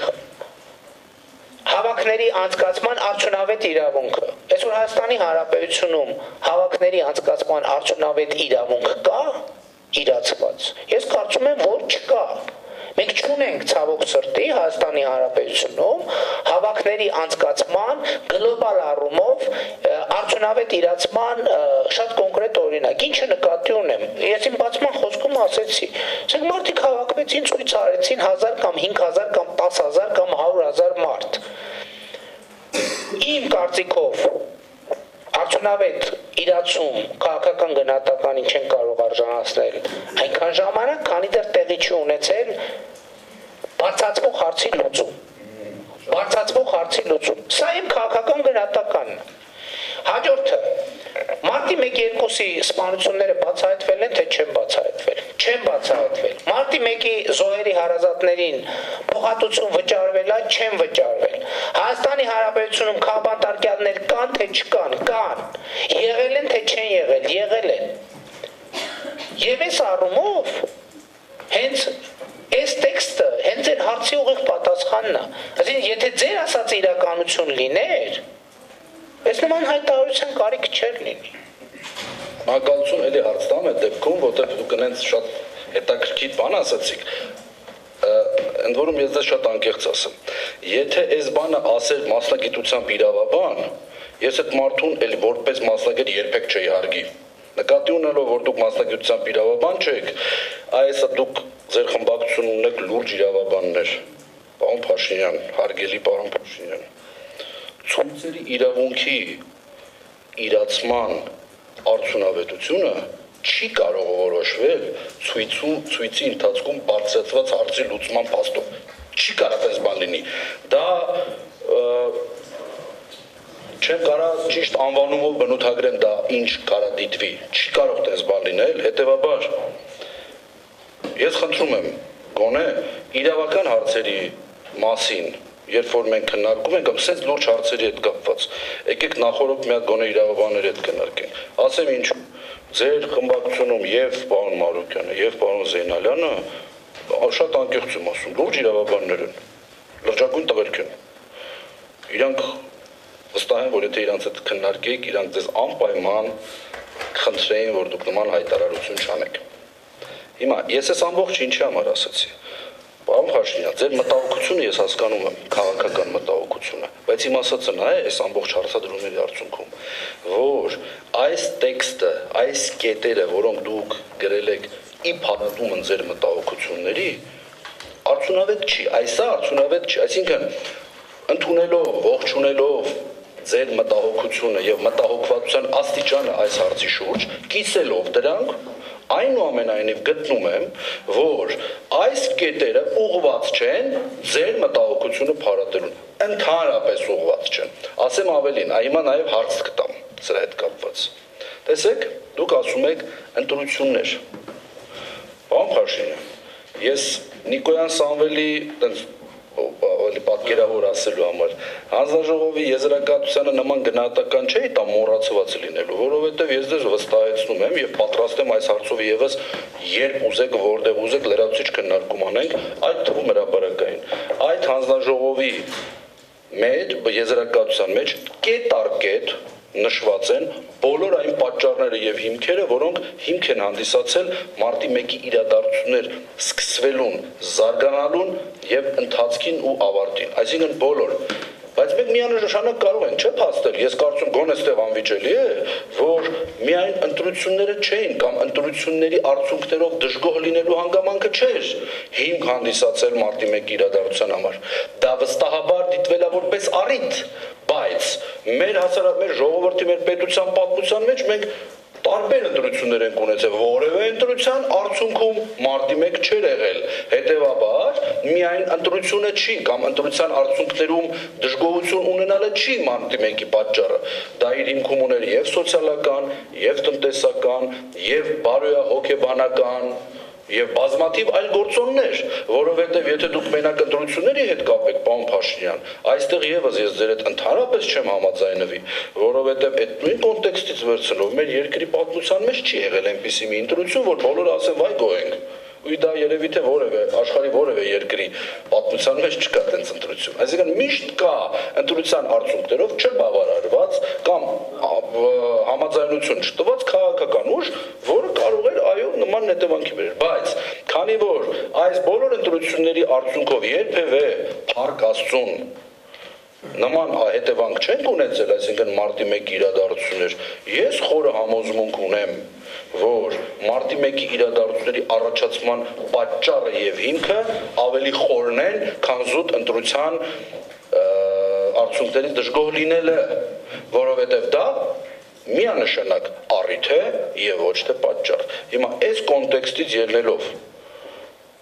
չեք կարծում արդյոք, որ իրոք ավելի ճիշտ կլիներ այդ բոլոր հիմքերը ուսումնասիրեինք, նոր առաջարկեք, որովհետև այս փաստաթուղթը ըստ էության վերաբերում է ոչ թե մարտի 1-ի իրադարձությունների պատճառների վերհանման եւ վերացմանը, այլ միայն հետևանքների վերացմանն է վերաբերում։ Դուք ստեղ ընդհանրապես չեք խոսում մարտի 1 այդ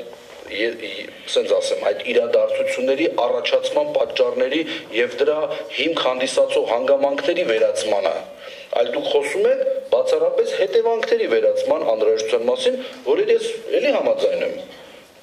բայց ճիշտ չի տենց անենք, պարոն Փաշինյան։ Պարոն Կոստանյան, ուրեմն ես ձեր շեշտադրումներին անդրադառնամ։ Հիմա դուք ասում եք, որ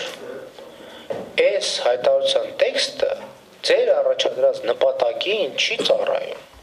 Դուք դուք մեր փոխան որոշել եք մենք ինչ նպատակով ենք այս տեքստը առաջադրել։ Ազգային ժողովի հայտարարության տեքստը ունի մի նպատակ՝ արտահայտել ազգային ժողովի քաղաքական կամքը,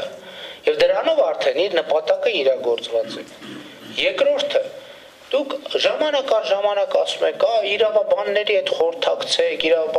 խորհրդակցեք, կներեք, բայց ինձ թվում է, որ դուք իրավաբանությանը մի քիչ շատ ժամանակ եք տրամադրում եւ դա ձեզ խանգարում է ընկալել քաղաքական կոնտեքստը հարցի եւ երբեմն նաեւ խանգարում է ընկալել, որ ազգային ժողովը քաղաքական մարմին է եւ մենք այստեղ քննարկում ենք քաղաքական փաստաթուղթ։ Ես իմ բացման խոսքում պարզ շեշտադրում արեցի։ Ասի ընտրությունների արդյունքները կեղծում են, մարդիկ հավաքվում են ցույց են անում։ Հավաքվում են ցույց են անում, մի անգամ իրաց բռնում հավաքում տանում են, մի անգամ սպանում են, մի անգամ կրակում են, մի անգամ էս են անում, են անում։ Ես ասում եմ հետեւյալը, երբ որ մարդը 10 անգամ համադրական դատարան է, 60 անգամ դատախազություն,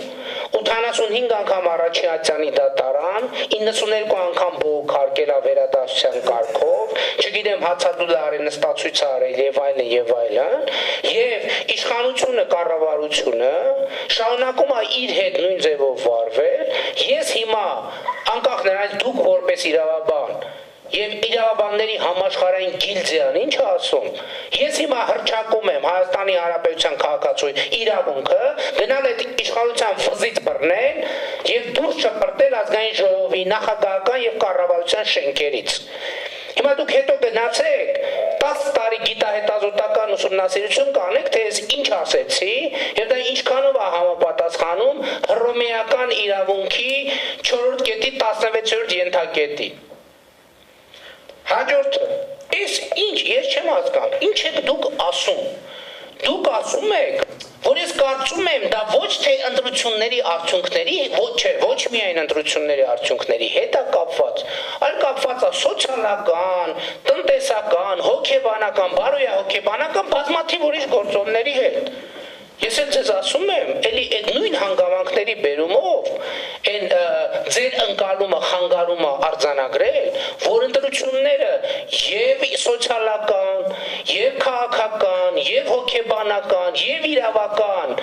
հանրային խնդիրների կուլմինացիան է։ Մարդը ասեն գնում է ընտրությունների քվեարկումը, ինքը մի հանգամանքի բերումով է քվեարկում։ Իհարկե մարդը բազմաթիվ հանգամանքներ է հաշվի առնում։ Եվ ընտրություն կեղծելը, եւ ընտրության մասնակցելը, եւ ընտրություն կատարելը, դա քաղաքական, տնտեսական, սոցիալական, բարոյական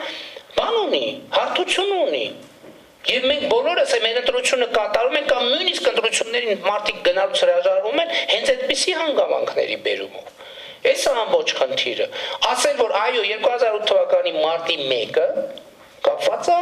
ընտրությունների արդյունքները կեղծելու հետ։ Ինչու 2008 թվականի նախագահական ընտրությունների արդյունքում եղավ մարտի 1, իսկ օրինակ մյուս ընտրություններին չեղավ։ 96 թվականին մենք ունեցել ենք կրակոցներ։ 98 թվականին մենք ունեցել ենք ինչ-որ ուրիշ իրավիճակ։ 2003 թվականին ունեցել ենք հազարավոր կալանքի ենթարկված քաղաքացիներ, հետապնդումներ, ծեծ ջարդ, քվեաթերթիկների եւ քվեատուփերի գողություններ եւ այլն։ 2008 թվականին ինչու այդպես դասավորվեց շատ բարձ պատճառով, որտեղ ավանդական մեթոդաբանությունը իշխանությունը ինչ ունի, իշխանությունը պահելու մեթոդաբանության 4 շերտ ունի։ Առաջինը խաբել, երկրորդը վախեցնել, երրորդը առնել, չորրորդը դուպինգով ծեծել, երբ որ տենում այս ամեն ինչը արդյունք չի տալիս եւ process-ը շարունակում է ծավալվել, գալիս է վերջին ստադիան՝ կրակել, սպանել, տանկերի տակ ճզմել։ Սա է միակ բացատրությունը։ Հենց մնացած ուրիշ որևէ բացատրություն փնտրել նշանակում է, որ չնկատել են ինչ որ տեղի է ունեցել։ Իմ կոնկրետ պատասխանը հետևյալն է՝ 2008 թվականի նախագահական ընտրությունների հետընտրական process-ը տարբերվում էր մնացածից իշխանափոխության իրականացման ռեալությամբ, ուրիշ ոչ մի տարբերություն չկար։ Շնորհակալություն, պարոն Փաշինյան, ուրիշ հարցեր հիմնական զեկուցողին Չկան հիմնական զեկուցողին հարցեր, այս նախագծով որպես հարակից զեկուցող նշանակված եմ ես ուղղակի հարգելի գործընկերներ շատ կարճ առավել ևս ինձ մոտ էլ կարող էին առաջանալ հարցեր, բայց ոնց որ թե պարոն Կոստանյանի հարցադրումները կանխեց դրանք եւ պարոն Փաշինյան ձեր կողմից ներկայացրած նաեւ ձեր դիրքորոշումը։ Այս նախագծի չեն կատարել մինչ այժմ։ Հարց. որքանով է սա նպաստելու, որովհետև ես առավել քան վստահ եմ, որ ձեր այս իրավական փաստաթուղթը ոչ թե քաղաքական դիվիդենդներ ձեռք բերելն է, որտեղ դուք հենց կանգնած եք եղել նաև այդ գործընթացների ու ասեցիք նաև դատապարտվել եք, ձեր ասած այստեղ ավելի շատ այդ չգիտեմ զոհված անձանց ընտանիքի անդամների փոխհատուցման եւ վերջապես նաև քաղաքական գնահատական տալն է ու այս առումով բոլոր գործողությունները տարբեր ժամանակահատվածներում տարբեր ուրեմն խմբի կամ աստիճանակարգության առումով իշխանության ներկայացուցիչների եւ ընդդիմության կողմից միմյանցից մի քիչ հեռու, բայց մոտ գնահատականներ տրվել է այդ առումով սա իմ անձնական կարծիքն է, բայց հանրաժողովը պիտի քվեարկի եւ այլն, ես կարծում եմ ինչպես ցանկացած նախագծի սրա պարագայում այդ ակնկալվող արդյունքը վստահ եմ չի լինելու այն ինչը որ ձեր պարագայում դուք կարող եք սպասել կամ ակնկալել։ Ես այսքանը կարող եմ ասել հաշվի առնելով մեր գործընկերներից յուրաքանչյուրի եւ սեփական մոտեցումներ եւ պատկերացումներ ունենալը մենք քվեարկության դնելով եւ ելույթներով կհասկանանք թե մեր գործընկերներից յուրաքանչյուրը ինչպիսի դիրքորոշում ունի։ Շնորհակալություն։ Իհարկե հարցերի համար կարող եք Շնորհակալություն, այ դուք ձեր զեկույցում նշեցիք, որ դուք կարծում եք հռետորական հարց եք տալիս, այսինքն հարցը մեզ ուղղված, որ մենք կարծում ենք, որ այ որ սա ընդունվի, դա ինչքանով արդյունավետ լինելու, հա, այսինքն ուզում եք ասեք, որ 10 տարի ոչինչ չի արվել, հիմա եկել եք ասում եք ԱԺ հայտարարության տեքստ ընդունենք, ու ասում եք դա ինչքանով արդյունավետ լինելու։ Մենք այլ մոտեցման կողմնակից ենք, մենք կարծում ենք, որ չի արվել, որ եթե ազգային ժողովը 6-րդ գումարման, որը որ խորհրդարանական պետության ազգային ժողովն է, եւ որը որ ԱԺ կանոնակարգ սահմանադրական օրենքով եթե հայտարարություն ընդունում, դա ԱԺ քաղաքական կամքն արտահայտում, նման հայտարարություն ընդունի, այո, կարող է տեղից շարժվել process-ը։ Իսկ ինչ process ենք ուզում որ տեղից շարժվի, կետերով գրված է։ Օրինակ, թե ով ինչ կարող է անել։ Հիմա դուք հարց է։ Հիմա դուք կարծում եք որ ԱԺ նման հայտարարություն ընդունի, որևէ բան չի փոխվի։ Պարոն Մարուկյան, հաշվի առնելով նախ առաջինը դիտարկմանը, որ 10 տարի ոչինչ չի արվել, բնավել իմ ելույթից դա չի ենթադրում, ավելին ասեմ, իմ ասացի ամբողջ կոնտեքստը կանում է նրանում, որ գրեթե ամեն տարի տարբեր ձևաչափերով այս երևույթներին եւ անդրադարձ է կատարվել եւ այսպիսի պահանջներ ներկայացվել են եւ պահանջներ ներկայացվել են եւ զոհված ուրեմն անձանց ընտանիքի անդամների եւ ձեր ուրեմն գործընկերների մեր ընդդիմադիր պատգամավորների կողմից եւ սա կարող է այդպես շարունակական մշտապես լինել։ Մենք պիտի այս առումով քաղաքականից մի պահ կտրվենք, որպեսզի այս փաստաթղթում անգամ առաջարկություն ներկայացնենք, տեսնենք որտեղ է այն իրավական անհնարինությունը, որը խորհրդարանին, չգիտեմ, իրավասացած գործունեության արդյունքում կարող է որոշակի առումով հանգուցալուծում տալ։ Հիմա դիցուկ մեկ հանգամանքի վրա ենք, եթե գլխավոր դատախազությունը ունի որոշակի ուրեմն հավաքված տեղեկատվություն եւ գիտենք որ այս գործի պետական նախաքննությունը կասեցվել է, հա, ու ներկայացել է ազգային ժողովին, թե ինչպիսի քննչական եւ դատավարական գործողություններ են կատարվել։ Այս հայտարարությունից հետո, եթե ամեն ինչ արվել է ճշգրտորեն եւ բոլոր դատավարական գործողությունները կատարվել են, սա ինչպիսի իրավական հետևանք կարող է առաջացնել։ Ես ընդհանրապես մեկ դրվագ եմ ասում, մեկ երկրորդը այս փաստաթղթի, այս երևույթի դատապարտումը կարող են մեզանից հետո տարբեր գումարումների ազգային ժողովներ լինեն։ Միևնույն է կգան որոշակի իրավիճակներ, որոշակի նախաձեռնող անձիկ, ովքեր այո այս երևույթները կարող են նորից այդպես վերհիշել կամ դատապարտել եւ այլն, բայց ես իմ ամբողջ ասացի իմաստը կայանում է նրանում, որ անընդհատ տարբերակում ենք իշխանություններն են մշտապես, սկսած երկրի նախագահից վերջացած խորհրդարանը տարբեր ձևաչափերով անընդհատ ընդունելի է համարել այն բոլոր իրադարձությունները, այն արդյունքը, ինչը տեղի ունեցավ մարտի 1-ին եւ 2-ին։ Եվ ամբողջ ասվածից իմաստը կայանում է հետեւյալում. այս փաստաթուղթը կունենար չստերելով հանդերձ էլ ավելի արդիականություն եւ բարձր իրավաբանական առաքելություն կամ ուժ, եթե հիմնավորվեր, որ այս նախագծում բարձրացած կետերից որևէ մեկին ընդհանրապես վերջին 10 տարվա ընթացքում որևէ մեկը չի բարձրաձայնել, որևէ մեկը չի կիսել այս կամ այն մտահոգությունը պարզապես տարբեր ձևաչափերով եւ այն հարցերը, որ պիտի լինեին, չեն եղել դրա համար դրա անհրաժեշտությունը կամ մեկ անգամ եւս հիշատակելու։ Ես դրա համար ասեցի, ինքս ինձ հարց տվեց եւ փորձեմ հասկանալ այս կետերից որ մեկով է ու մեզանից յուրաքանչյուրից երբ որ պատմական էքսկուրս կատարենք նաեւ ինտերնետային կայքեջերում տարբեր զեկույցներով եւ ինչու՞ չէ դա մարդու իրավունքների պաշտպանի զեկույցը եւ արտահայտ հրապարակային եւ տարեկան խոսեց դրա մասին որ հասարակության մեջ չկանում այնպես չէ որ որևէ մեկը կարող է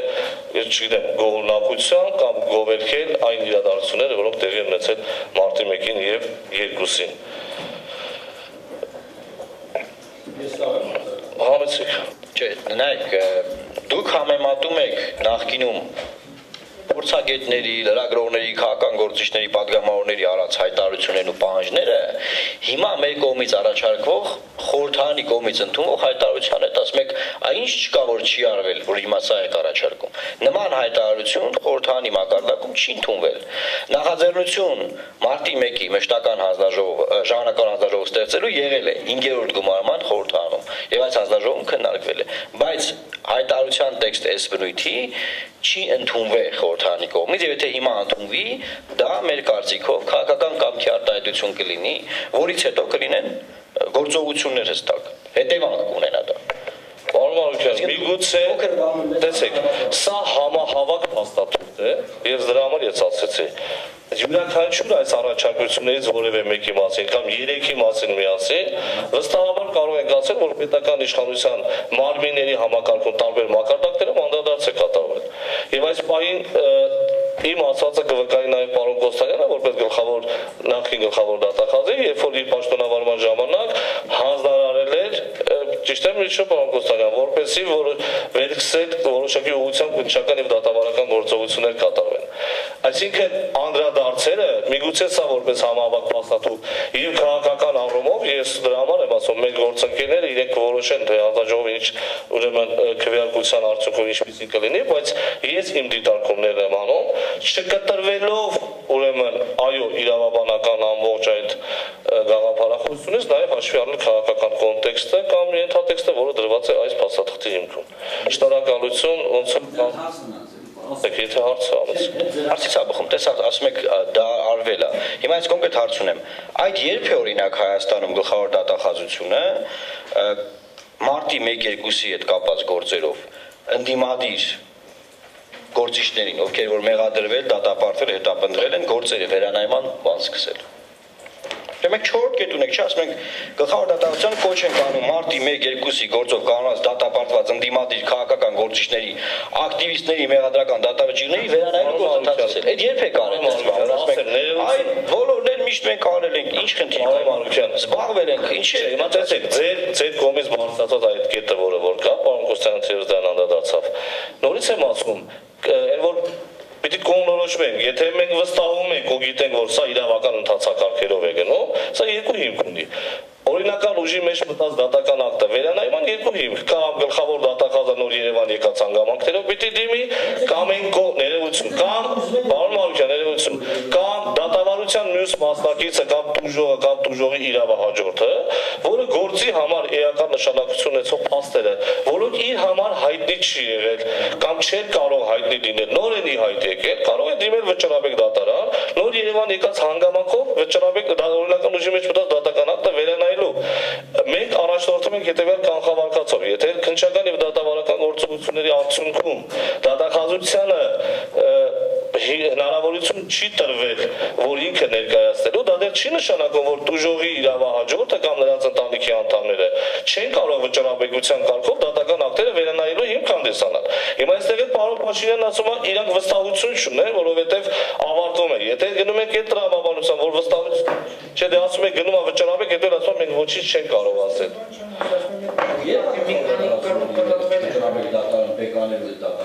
Օրինակ Նիկոլ Փաշինյանի կամ մյուսների դատավորը չի եղել, Մարտի դատավորը, դե խորհրդատվություն դիմելով։ Չէ, գլխավոր դատավոր պարոն Փաշինյանը, պարոն Մարուկյան, դու Ես պարզաբանեմ, դուք ասում եք, այդ հիմքերը իրանք գիտեն, մենք որ գրել ենք, մենք գիտենք, չէ, ինչ ենք գրել, մենք ինչ ենք ասում։ Ասում ենք գլխավոր դատախազությունը կարող է այսօր ասել, լավ, 10 տարի առաջ նման բան ա եղել, մենք հիմա նոր Երևան եկած հանգամանքի հիմքով Վճռաբեք դատարանեք դու դատապարտված բոլոր քաղաքական դու Երևան եկած հանգամանք։ Դու գիտեք չէ՞ մարդը ապօրինի եք դատապարտի, ասեմ պիտի ունենանք։ Դու գիտեք, բոլորս գիտենք, սա գիտեն։ Այդ է մեր ասածը։ Բայց այդ ենք ասում։ Բայց այս քաղաքական տեքստը։ Մենք ասում ենք սկսենք 10 տարի անցել է, բայց ճշմարտության հանձնաժողովը չի ենք գրել, որ ուզում ենք ստեղծենք։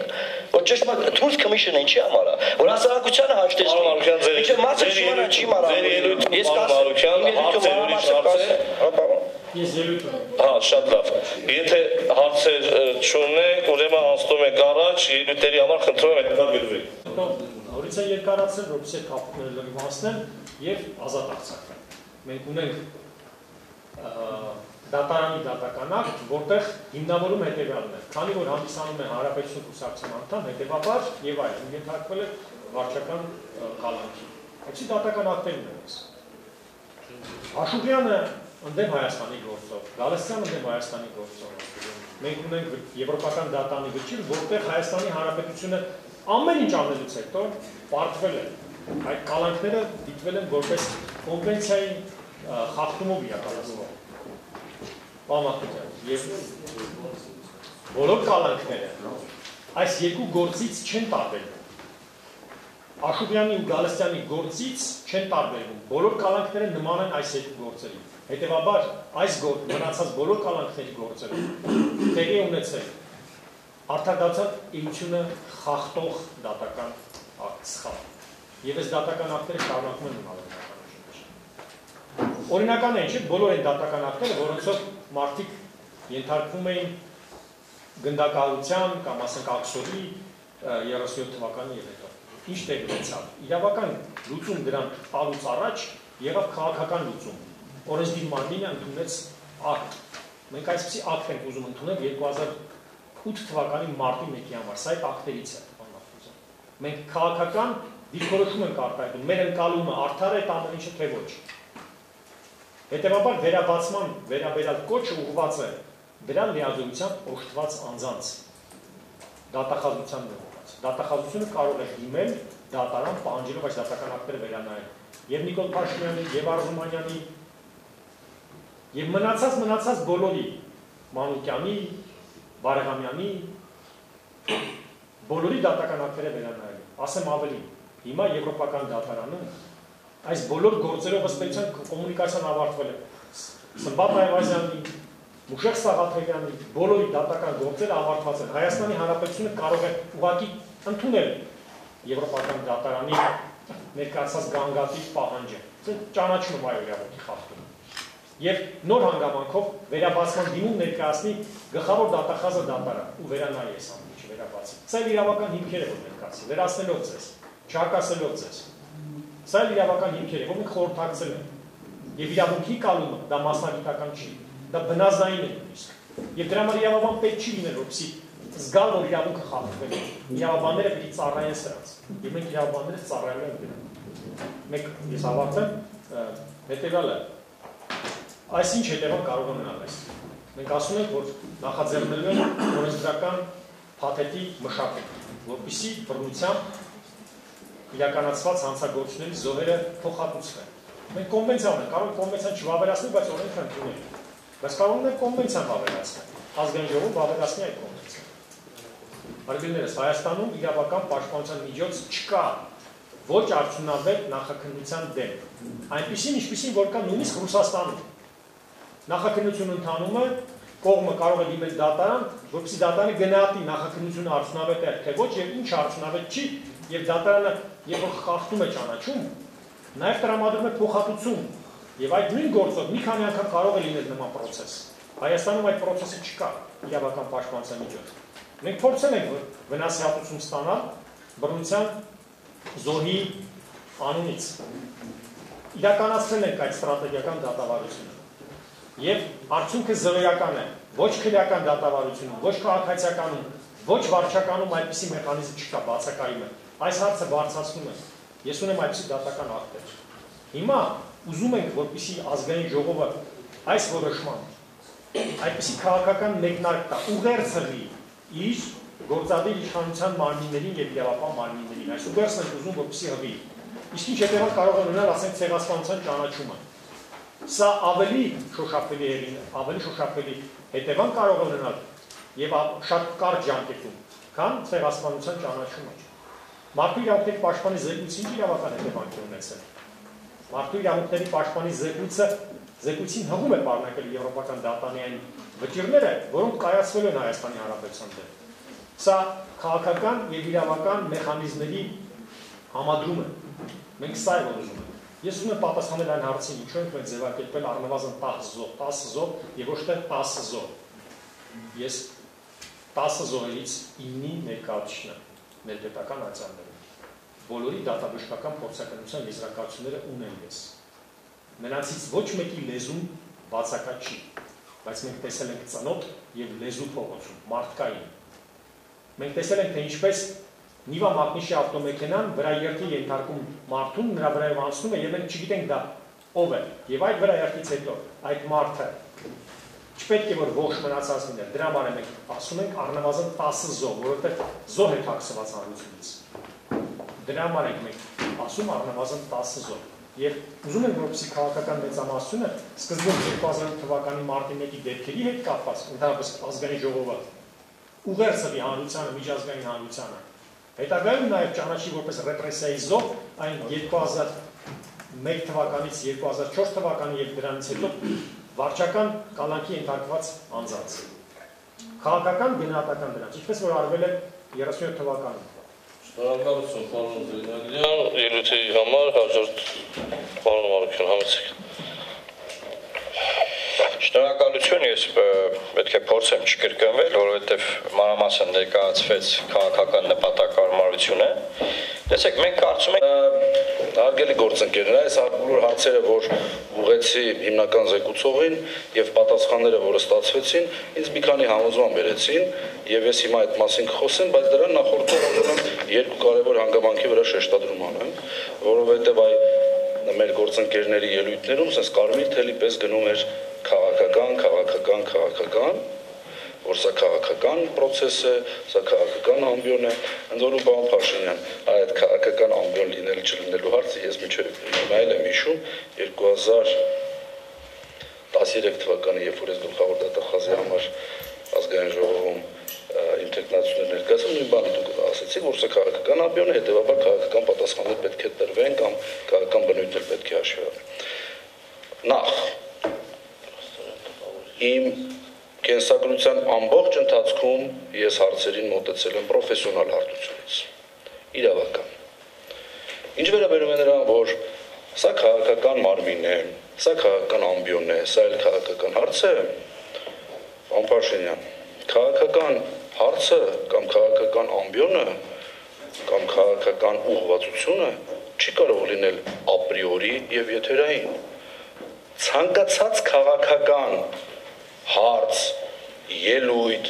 ուղղվածություն, խնդիր իր հիմքում ունի կամ պետք է ունենա որևէ հիմնավորում, կլինի դա իրավական, կլինի դա տնտեսական, կլինի դա սոցիալական, եւ այնպիսի տպավորություն է ինձ մոտ, գուցե սխալ, որ եթե որևէ մեկը մի բան է ասում, որի հիմնավորումը չի կարող տալ, կամ մի բան է ասում, որի համար չի ուզում պատասխանատվություն կրել, ասում է դրա անունը քաղաքական է։ Ես քաղաքական գործիչ ինչ չեմ համարում, բայց ես չեմ կարծում, որ քաղաքական նշանակում է առանց որևէ հիմնավորման։ Եվ իմ հարցադրումները ձեզ, իմ պահանջը ինձ համար եւ ձեզ ուղղված նրան է, որ ինչ որ ասում եք, եկեք հիմնավորում տանք։ Այդ թվում քաղաքականը եւս իր հիմքում պետք է ունենա հիմնավորում։ Կարող է ես այդ հիմնավորման հետ համաձայն չլինեմ, կարող է դուք այլ կարծիք ունենաք, բայց հիմնավորում պետք է լինի։ Եվ ես այս ամբողջ ընթացքում, երբ որ հարցեր եմ բարձրացնում, ես ձեզ չեմ խնդրում, որ դուք ինձ ճշգրիտ իրավական պատասխաններ տաք։ Ես նման պահանջ չեմ կարող որևէ մեկին ներկայացնել, առավելևս մեկին, ով իրավաբան չի մասնագիտությամբ։ Բայց ես ուղղակի խնդրում եմ որևէ հիմնավորում տվեք։ Օրինակի համար մեր գործընկեր պարոն Մարուկյանը, թեև ես արդեն ասեցի շատ լավ իրավաբան է, ինքը մի հատ հարց է տալիս հարակից զեկուցողի, որը ինձ մտահոգիչ է։ Այ մենք ասում ենք քաղաքական առումով, որ պետք է հիմք տնենք այս գործերը վերաբացելու համար։ Ախր այս գործերը, այո, շատ ճիշտ ասեց հարակից զեկուցողը, գործը վերաբացվում է երկու հիմքով՝ նոր հանգամանքի կամ նոր Երևան եկած հանգամանքի։ Ուզում եք 38 հատ հայտարարություն ընդունենք ազգային ժողովով։ Ուզում եք 200 ամեն օր հայտարարություն ընդունենք։ Քանի այդ հիմքերը չկան, այդ գործերը չի վերաբացվելու, անհնար է։ Հիմա ով պետք է դիմի այդ գործերի վերաբացման համար։ Այդ էլ գիտեք, խնդրում եմ մի ընդհատեք պարոն Մարուկյան։ Հետևաբար, քանի այդ հիմքերը չկան, պարոն Մարուկյան, դուք Նիկոլ Փաշինյանը կարա իր անշռայլություն թույլ տա, ասի քաղաքական է։ Դուք մասնագիտությամբ իրավաբան եք, դուք մի քիչ ավելի զգույշ պետք է լինեք։ Ինչևէ, հարգելի գործընկերներ, ինչևէ, ուզում եմ ես անկեղծ ասած զուտ փաստագրական ամփոփեմ։ Առաջին, այն որ այս հարցը, այսինքն մարտի 1-ի իրադարձությունների հետ կապված ցանկացած բան մեզ համար մտահոգիչ է, մեզ համար առաջնահերթ խնդիր է, որպեսզի մենք վերացնենք բոլոր այն հիմքերը եւ պատճառները, որոնք հիմք են հանդիսացել մարտի 1 նման իրադարձության առաջացման, զարգացման կամ ավելի վատ նման ծանր եւ անդառնալի հետևանք ունենալու, որոնք դա չենք քննարկում, բայց առաջին այս քաղաքական բնույթի կետերը հայտարարության տեքստում, որոնք գրված են, այո, դրանք բացարձակապես ուղղված չեն այդ մտահոգությունների հիմք հանդիսացող հանգամանքները վերացնելուն։ 1. Երկրորդ, այս կետերը ես պատահական չի, որ ընտրեցի այն մարտավարությունը, որ պարոն Փաշինյանին բացի զուտ այս քաղաքական հարցադրումներից դուրս կետ առ կետ բոլորին անդրադառնամ հենց դրանց հիմքի տեսակետից, հիմնավորման տեսակետից, ոչ միայն իրավական, զուտ փաստագրական հիմնավորման մասին էր խոսքը, հա? Ինչու որ բոլոր մեր գործընկերները եւ նաեւ մեր հասարակությունը ուղղակիորեն փորձի ինքը գնահատի, կարող է իմ դիրքորոշման հետ, իմ հիմնավորման հետ համաձայն չլինի ստեղից նստածներից որևէ մեկը կամ մեր հասարակության որևէ ներկայացուցիչ, բայց առնվազն իրանք մի հատ հարց տա։ Լավ, այս կետի վերաբերյալ գրեց ասեցինք, որ նման բան չկա, փաստագրական, սա մեկնաբանության խնդիր չի, սա դիրքորոշման խնդիր չի, սա ընկալման խնդիր չի, սա փաստագրական խնդիր է, փաստ։ Այսօր կա արդեն 14 թվականից կա օրենք, ըստ որի մարդիկ, ընդ որում Զոհին էլ հեսա կանդրադառնա պարոն Փաշինյան, մարդը, այսինքն մարտի 1-ի արդյունքում զոհված, սպանված անձի իրավահաջորդը այսօր եւս 14 կամ 15 թվականից անկախ նրանից, ընդ որում շատ կարևոր բան եմ ասում, պարոն Փաշինյան, անկախ նրանից ինքը այսօրվա քրեական գործով ճանաչված է որպես տուժող թե ոչ, Եվրոպական կոնվենցիայի, մարդու իրավունքների Եվրոպական կոնվենցիայի երկրորդ հոդվածի հիմքով արդեն իրավունք ունի դիմել փոխհատուցման համար։ Մահվան փաստով պայման։ Արդյունավետ քննությունը մի կողմ եմ արդեն դողում։ 1. Այսինքն 5-րդ կետը կա։ Ինչի ենք մենք հետո հարցերը կտակ էլի պարոն Զեյնալյան։ Դե հետո բանավոր Հաջորդը։ Հաջորդը։ Այսինքն 5 կետերով հարգելի գործընկերներ, ես ձեզ բոլորիդ ներկայացրեցի եւ փորձեցի հենց այդ հարցի պատասխանի ձևով ընդհանրապես գնահատեմ, որ այս հայտարարության անհրաժեշտությունը բացակայում է։ Ոչ թե ես համաձայն չեմ այս հայտարարության կետերի հետ, այլ այս հայտարարության անհրաժեշտությունն է բացակայում։ Թե փաստագրական տեսակետից, թե դրան նպատակահարմարության տեսակետից, նպատակահարմարություն ոչ թե քաղաքական, պարոն Փաշինյան, այլ նպատակահարմարություն խնդիրների լուծմանն ուղղված լինելու տեսակետից։ Հետևաբար հարգելի գործընկերներ, ես ոչ թե առաջարկում եմ, այլ գտնում եմ, որ սա չի կարող դրական եզրակացության արժանանալ, թեև կրկնվեմ, մարտի 1-ը ինքնին այդ իրադարձությունը, դրա հետևանքները մեզ համար էլ անընդունելի եւ շատ ցավոտ եւ ամոթալի են,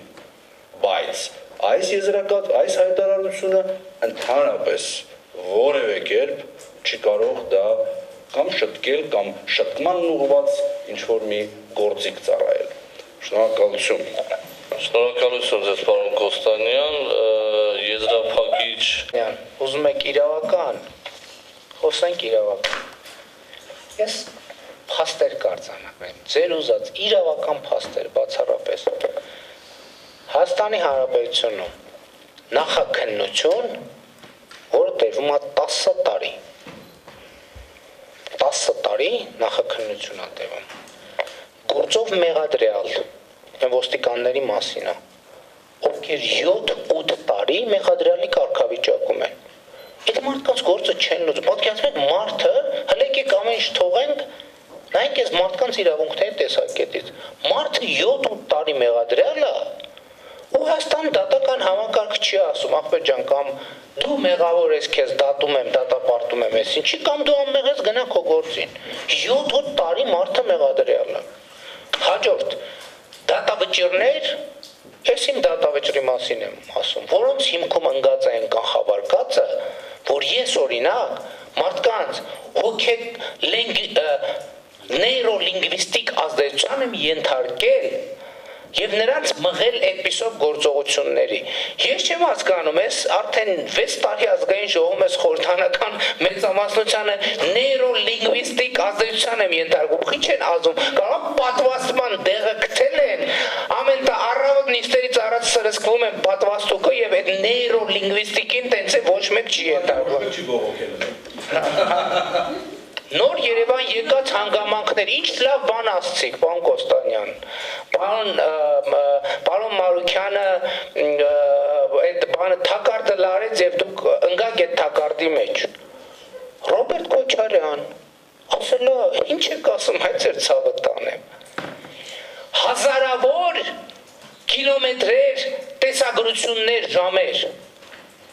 Հազարավոր ով շնչ, ով արտաշնչ է, ով նույնիսկ այնտեղ մկները չէին կարա, առանց տեսախցիկներ հարցաքնվել է այդ մարդը։ Պարոն գլխավոր դատախազ, ոչ հեռավոր անցյալում։ Ազգային անվտանգության ծառայությունը, որ մեր ազգային անվտանգության ծառայությունը գիտեք ինչքան է նկարել, հեսա կտենակ։ Ազգային անվտանգության ծառայությանը գնացել է հարցրել եք հələ բեր նկարածները։ Հատուկ քննչական ծառայությունը մուտք է գործել ազգային անվտանգության ծառայություն, բանանի, արգրավի այդ հազարավոր ժամեր տեսագրությունները։ Արել եք թե չեք արել, իհարկե չեք արել։ Սերժ Սարգսյանին հարցաքննել եք, Հովիկ Աբրահամյանին հարցաքննել եք, այդ որ պաշտպանության նախարարությունում շտաբ էր ձևավորվել Սերժ Սարգսյանի այլընտրանքային, բացահայտել եք հանգամանքները, մարդուն դատել են պետական գաղտնիք բացահայտելու համար, այդ գործով էր, չէ՞։ Թե ուրիշ գործով էր։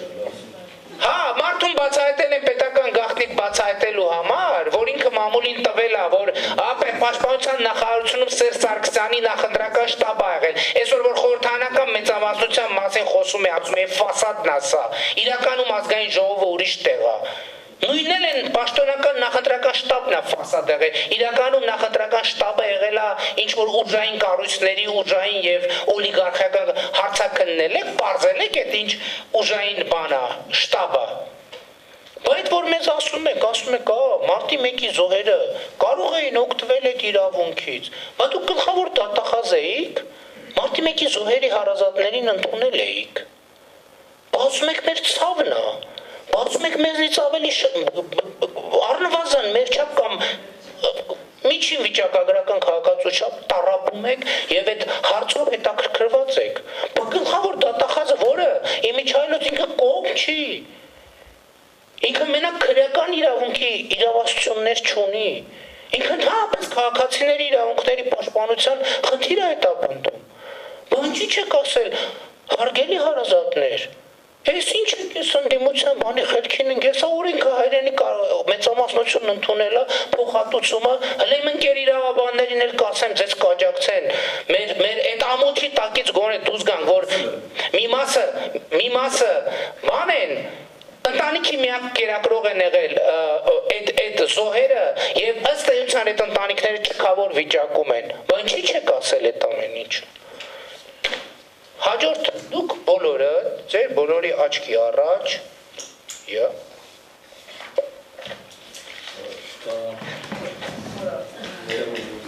չհասկացա։ Չէ, կներեք, այն փաստահավաք խմբի թղթերը ինչ եղա։ Հա, հեսա։ Դուք ձեր բոլորի աչքի առաջ Գևորգ Կոստանյանը հիմնավորեց, թե ինչ էր փաստահավաք խումբը եւ ինչու ինչ ժամկետներում այն պետք է գործեր եւ ինչու այն լուծարվեց եւ չլուծարվեց։ Իմ ձեռքի տակա Սերժ Սարգսյանի 2008 թվականի հոկտեմբերի 23-ին ստորագրած կարգադրությունը փաստահավաք խումբ ստեղծելու մասին ինչ է գրած այնտեղ։ Խմբի կարդում եմ գործունեության կարգի ընդհանուր դրույթներ բաժնի երկրորդ կետը։ Փաստահավաք, այսինքն խմբի գործունեությունը դադարում է անհրաժեշտ փաստերը, ինչպես նաև, եթե խումբը համարում է անհրաժեշտ փաստերի հնարավոր հակասությունները վերացնելուն ուղղված մեկնաբանությունները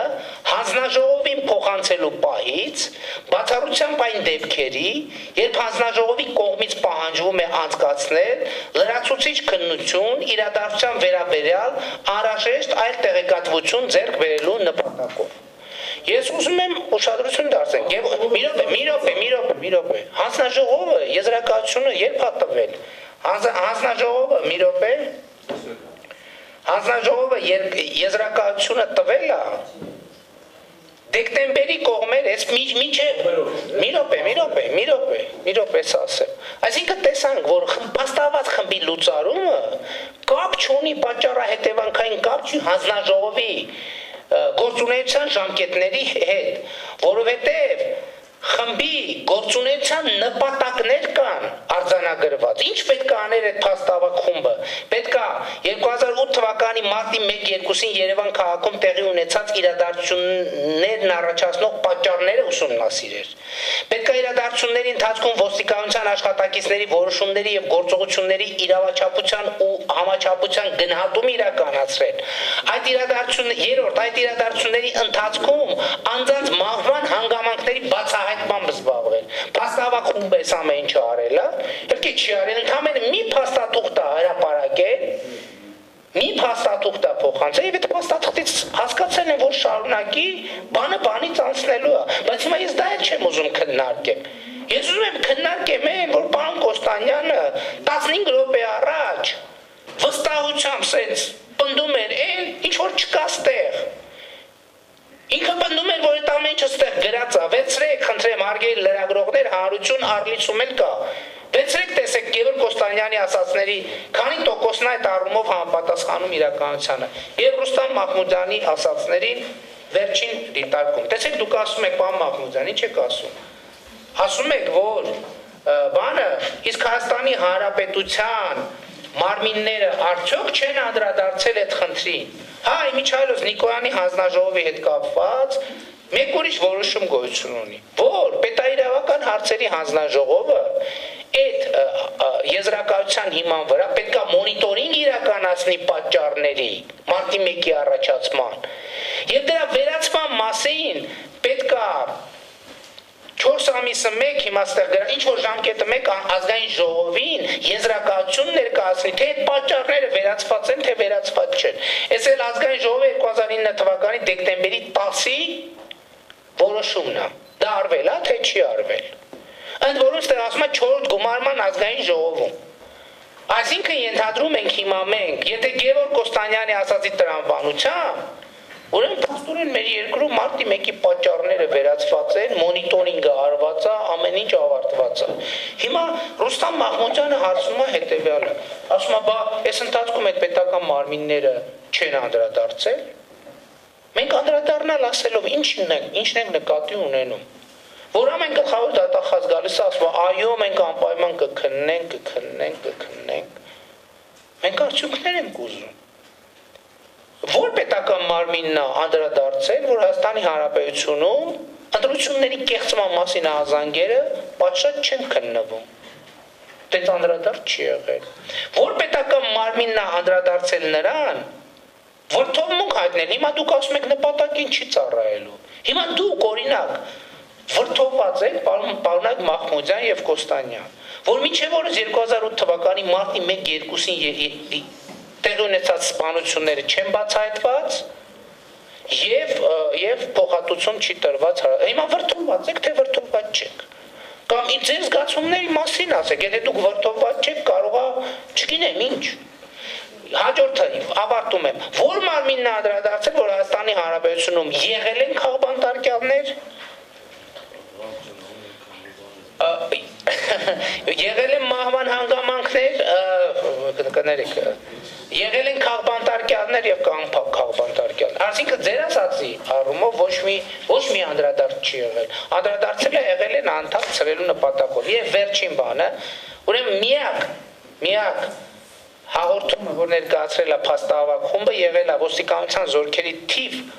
1032 զորամասի սպա Համլետ Թադևոսյանի մահվան հանգամանքների հետ կապված փաստերի ուսումնասիրության արդյունքները։ Այսինքն տեսանք, չէ՞ կարգադրության ինչ նպատակներ էր դրված։ Այդ դրված նպատակների մի տոկոսը իրականացրել է փաստահավաք խումբը եւ լուծարվել։ Եվ դա եղել է քաղաքական որոշում եւ այս առումով թույլ տվեք պարոն Կոստանյան նկատել, որ ձեր իրավական հիմնավորումները զուրկ են որևէ հիմքից։ Մինչդեռ դուք փորձում եք հակառակը ապացուցել, որ իմ ասածներն են։ Շնորհակալ եմ։ Շնորհակալություն 2-3 նկատառում։ Առաջինը, այն ինչը որ ներկայացնում եք նախագահի կարգադրությամբ եւ ի հակառակը պարոն Կոստանյանը ներկայացվածի, ես կարծում եմ, որ ու առավել քան վստահ եմ, որ ոչ թե ձեր ասածը հակադարձում էր պարոն Կոստանյանի ասածը, այլ հենց հակառակը ուղիղ կարծեք թե դարձնում էր պարոն Կոստանյանին ասածի տրամաբանությունը, ինչը կար։ Ինչ էր ասում պարոն Կոստանյանը։ Ասեց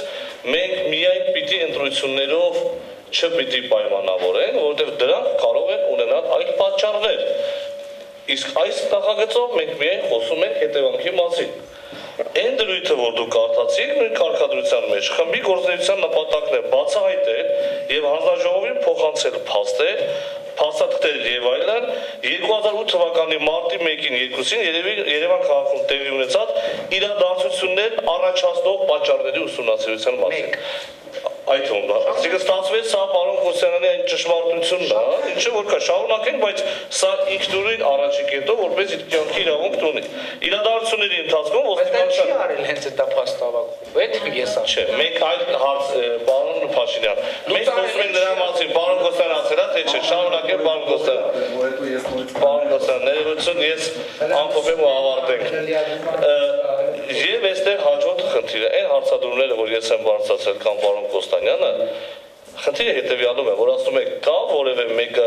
ընտրությունների կեղծված լինելու հարցը քննարկել է, թե ոչ, այո, կա պարոն Փաշինյան, կա սահմանադրական դատարան, եւ սահմանադրական դատարանում հենց ընդդիմադիր գործընկերների կողմից վիճակվել է եւ սահմանադրական դատարանը տվել է իրավական լուծում։ Ճիշտ լինել ու չլինելը յուրաքանչյուրիս դիտարկմամբ մոտեցմամբ կարող է տարբեր լինել, բայց գոյություն ունի, ինչպես պարոն Զեյնալյանն է հաճախ սիրում հղում կատարել, սահմանադրական դատարանի որոշում, դա անվերապահորեն, դա գիտություն է, դա ճշմարտություն է։ Հետևաբար մնացածին էլ կանդառնանք, պարոն Զեյնալյան։ Հիմա ինչ դա եզրակացություն է, դա որոշում չէ։ Պարոն Կոստանյան, պարոն Փաշինյան, հիմա տեսեք, լուծարման հետ կապված, այս փաստահավաք խումբը եւ հանձնաժողովը, սա հարատև, ասենք 20 տարի եւ այլն շարունակ չէր կարող գոյություն ունենալ եւ գործել, առավել եւս դա պայմանավորված է որևէ գումարման ազգային ժողովում։ Իհարկե նախաքննությունը դա աքսիոմա է եւ ճշմարտություն են առումով, այո, քանի դեռ հանցանք կատարած բոլոր անձինք չեն հայտնաբերվել, այդ նախաքննության կամ կասեցումը կամ դրա հետագայում դրա վերսկսումը եւ այլն դա շատ վաղուց եղած ճշմարտությունը դա կարող է լինել։ Ինչ վերաբերում է հանձնաժողովի արված այդ որ ասում եք մոնիտորինգ, այո, ինձ նաև թերևս ես 4 գումարման ազգային ժողովի պատգամավոր չեմ եղել եւ հուշում են, որ այո, եղել է բարբերաբար հանձնաժողովի նման տեղեկատվություն տրամադրելը մշտադիտարկումների, իսկ դա վերաբերվել է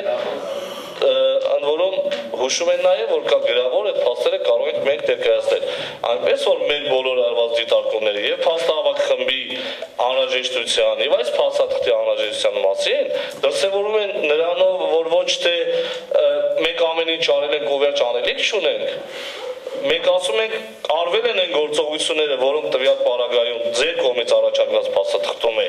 ներկայացվել եւ առաջարկվել, այլ բան է, թե դա ինչ ծավալով եւ ինչ ձևաչափով գոհացրել է կամ առասարակ դժգոհություն է առաջացրել մեզանից յուրաքանչյուրիս մոտ։ Շնորհակալություն, մենք անցնում ենք քվեարկության իր դիրքորոշումն արտահայտի, ովքեր են կողմ երկխմբակցության կողմից ներկայացված մարտի 1-ի եւ 2-ի իրադարձությունների մասին 2008 թվականի հայտարարության նախագիծը ստանա հանձնաժողովի դրական եզրակացություն։ Ովքեր են դեմ Շնորհակալություն, հարցի քննարկում ձեռնպահ ներողություն, ովքեր են ձեռնպահ 3 հոգի։ Հարցի քննարկումն ավարտվել, շնորհակալություն։